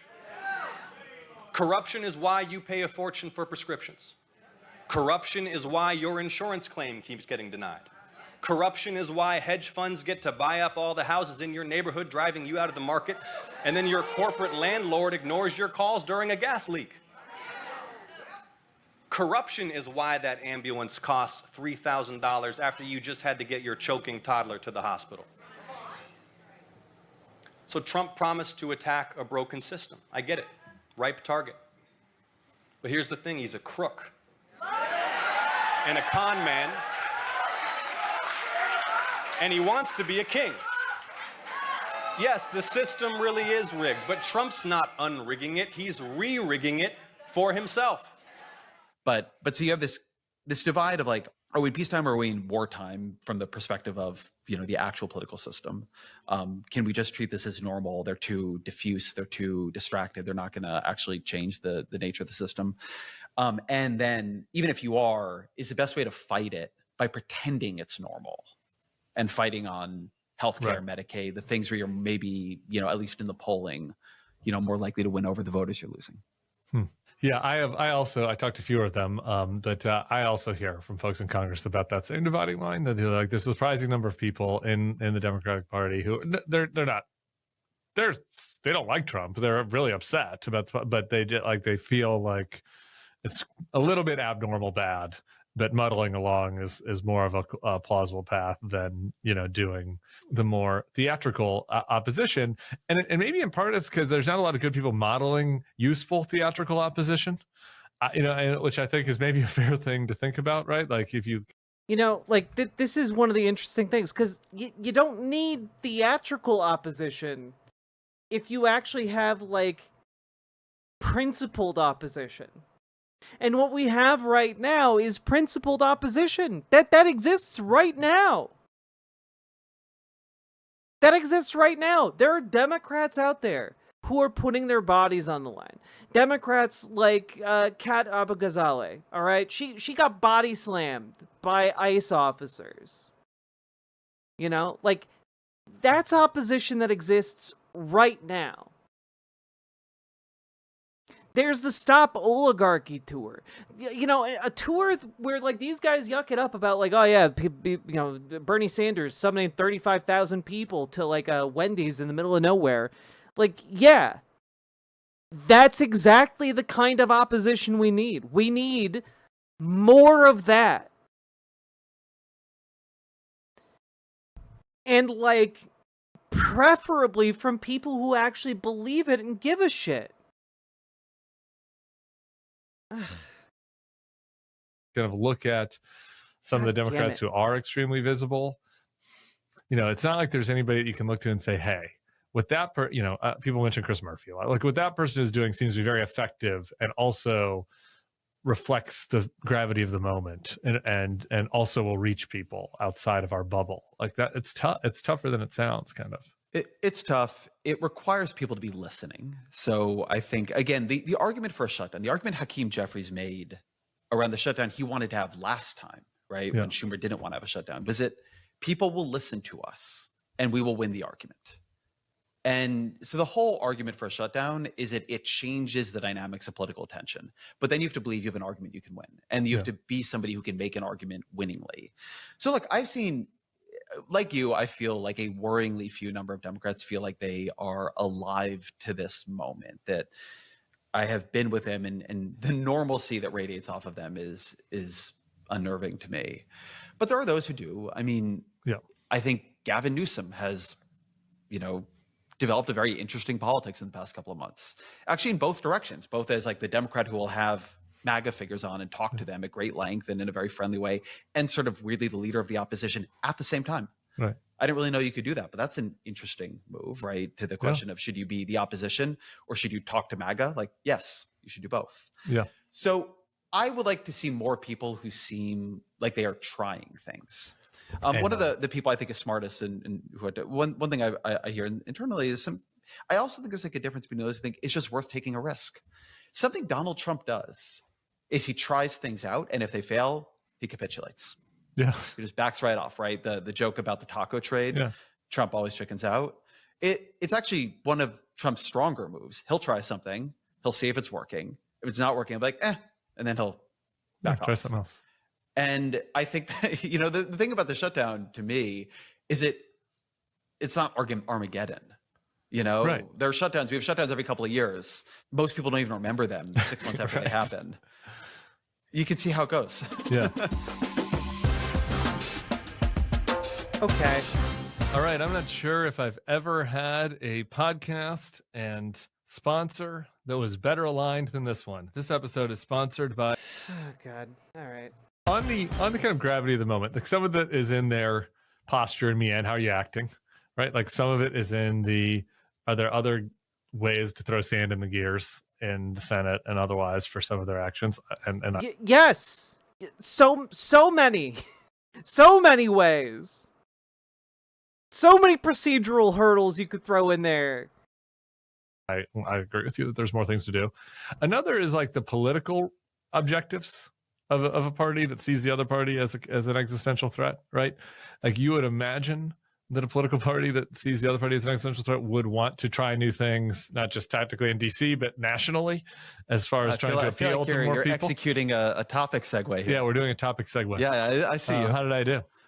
Good, I thought. And I like you on how they should try new things. I'm all for you should try new things like try lefty populist shit and throw those candidates up there. That's fine with me. I'm not that's not my cup of tea per se, but I'm interested in Graham Plattner in that model. But it's also try more culturally conservative people that have wrong thoughts on social issues and run them in red states. See if that works any better. This was one of the points that you were making. As I said earlier, that was a lightning rod. You said maybe Democrats should have pro-life candidates in red states, be more comfortable with that. A lot of Democrats pointed out that pro-life ballot initiatives have not done that well in red states. Maybe there's a different topic or that they have pick that was the same point. Pro-life initiatives. Yeah. Yes, like in Kansas and Missouri, they'd passed ballot initiatives that were pro-choice, essentially. That were, and so anyway, maybe the nitpick is on that particular issue of abortion, but the premise to me seems obvious. And while there seems to be an excitement on the Democrats for trying out the Graham Plattner type candidates, where there's no evidence of them actually winning in red states, there seems to be no excitement for trying out John Bel Edwards type candidates where there is some record of success. It's worth thinking about why Graham Plattner is a candidate in Maine, and we have to think about Maine at all. Yeah, because Maine is a fairly blue state at this point. It has a Democratic governor. It has the other senator caucuses with the Democrats, and it is Susan Collins, who is a Republican and is pro-choice. And one way she has managed to remain a Republican in Maine is that she is pro-choice. But what she does is she votes for John Thune, and before that for Mitch McConnell for majority leader, and then confirms pro-life justices to the Supreme Court, which is part of how we ended up with Dobbs.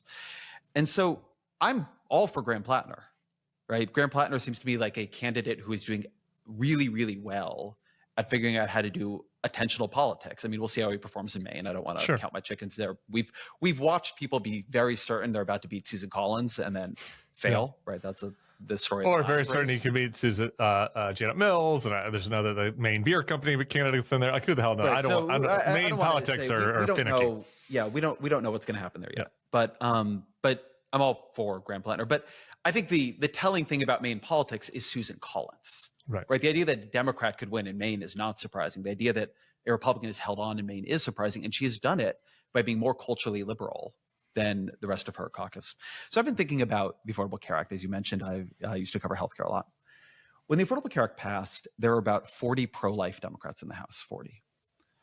Democrats held Senate seats in Arkansas, in Louisiana, in North Dakota, in South Dakota, in Ohio, in Montana, West Virginia, in Montana, in Indiana.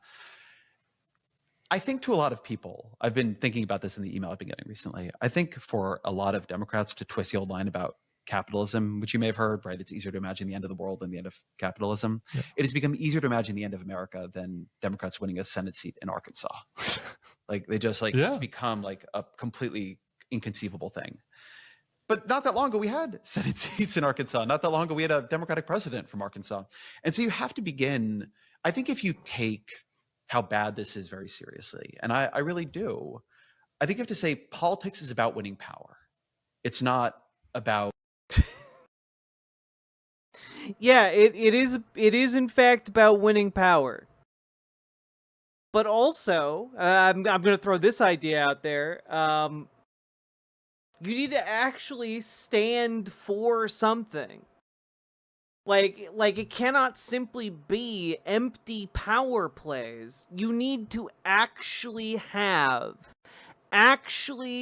factually have a position, and you need to actually be able to fight for said position. It's a really inconvenient fact for the Ezra Kleins of the world that you do in fact need to do things in order to hold on to power. You do in fact need to actually walk the walk in addition to talking the talk. And this shouldn't be a particularly difficult thing to wrap one's head around, and yet, here we are, having difficulty wrapping our head around it, for some reason.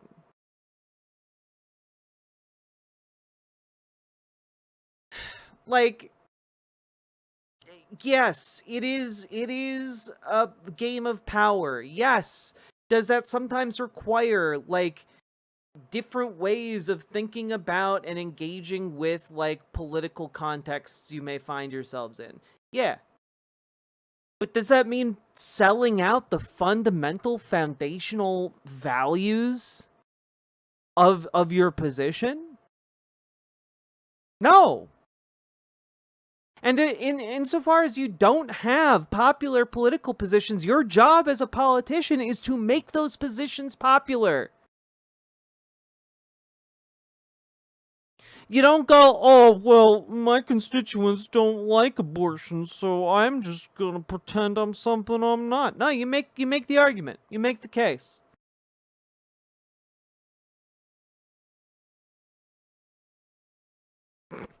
You get up there and you make the case. And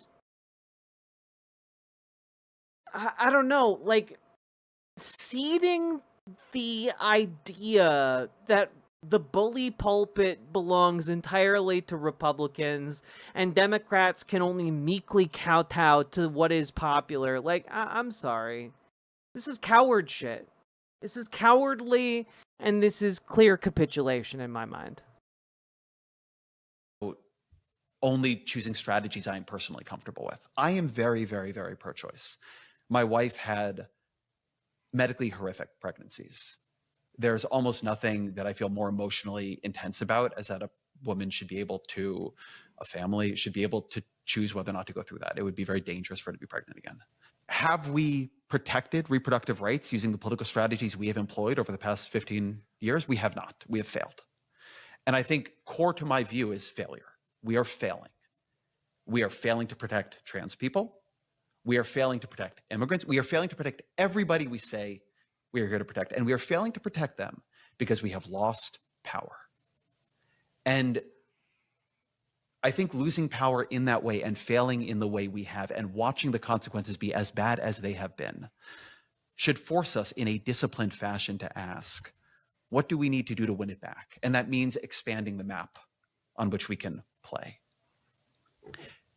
Barack Obama ran for office as both a Democrat who is much better than other Democrats at persuading people who thought they would disagree with him that he liked them and he understood them and they had a place with him. But he also, I mean, I think all of us thought Barack Obama believed in gay marriage. Yeah.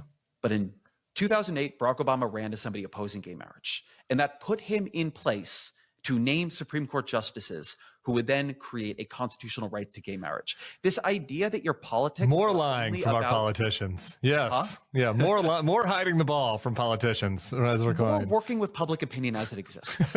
I'm just is the way I'd put it, right? The people who said Seth Moulton was like a Nazi collaborator after he said that Democrats need to accept that you should not have full trans participation across the sex line in sports. The way to protect trans people is for Democrats to be in power. And that means being willing to give on issues that 80%. Oh boy, do I not want to listen to Ezra Klein attempt to make this argument. Oh boy, do I not want that. Jesus Christ. That the country's against you on. Yeah. And I think that the sense we have that doing that kind of politics is betrayal, that it is abandoning people. I just think we have so many people. It's like we assume Twitter is politics. Politics is about winning power and then using that power well. And sometimes to win that power, you have to have a tent big enough that it includes real disagreement, but it includes agreement on the key things like who should be majority leader or what kinds of people should be on the Supreme Court. So this is my argument. I mean, you can pick the issue. We should be disciplined about it. Kansas is not where I meant you should run a pro-life candidate. Kansas is a place, as people noted, where you've had actually great success on reproductive rights as like a wedge issue. But choose your things. Immigration is another, where we've gotten way out of step with the public. After Donald Trump, he polarized us against him on immigration. And we began debating if we should decriminalize illegal border crossing. Did that put us in position in the long run to protect immigrants? No, it helped.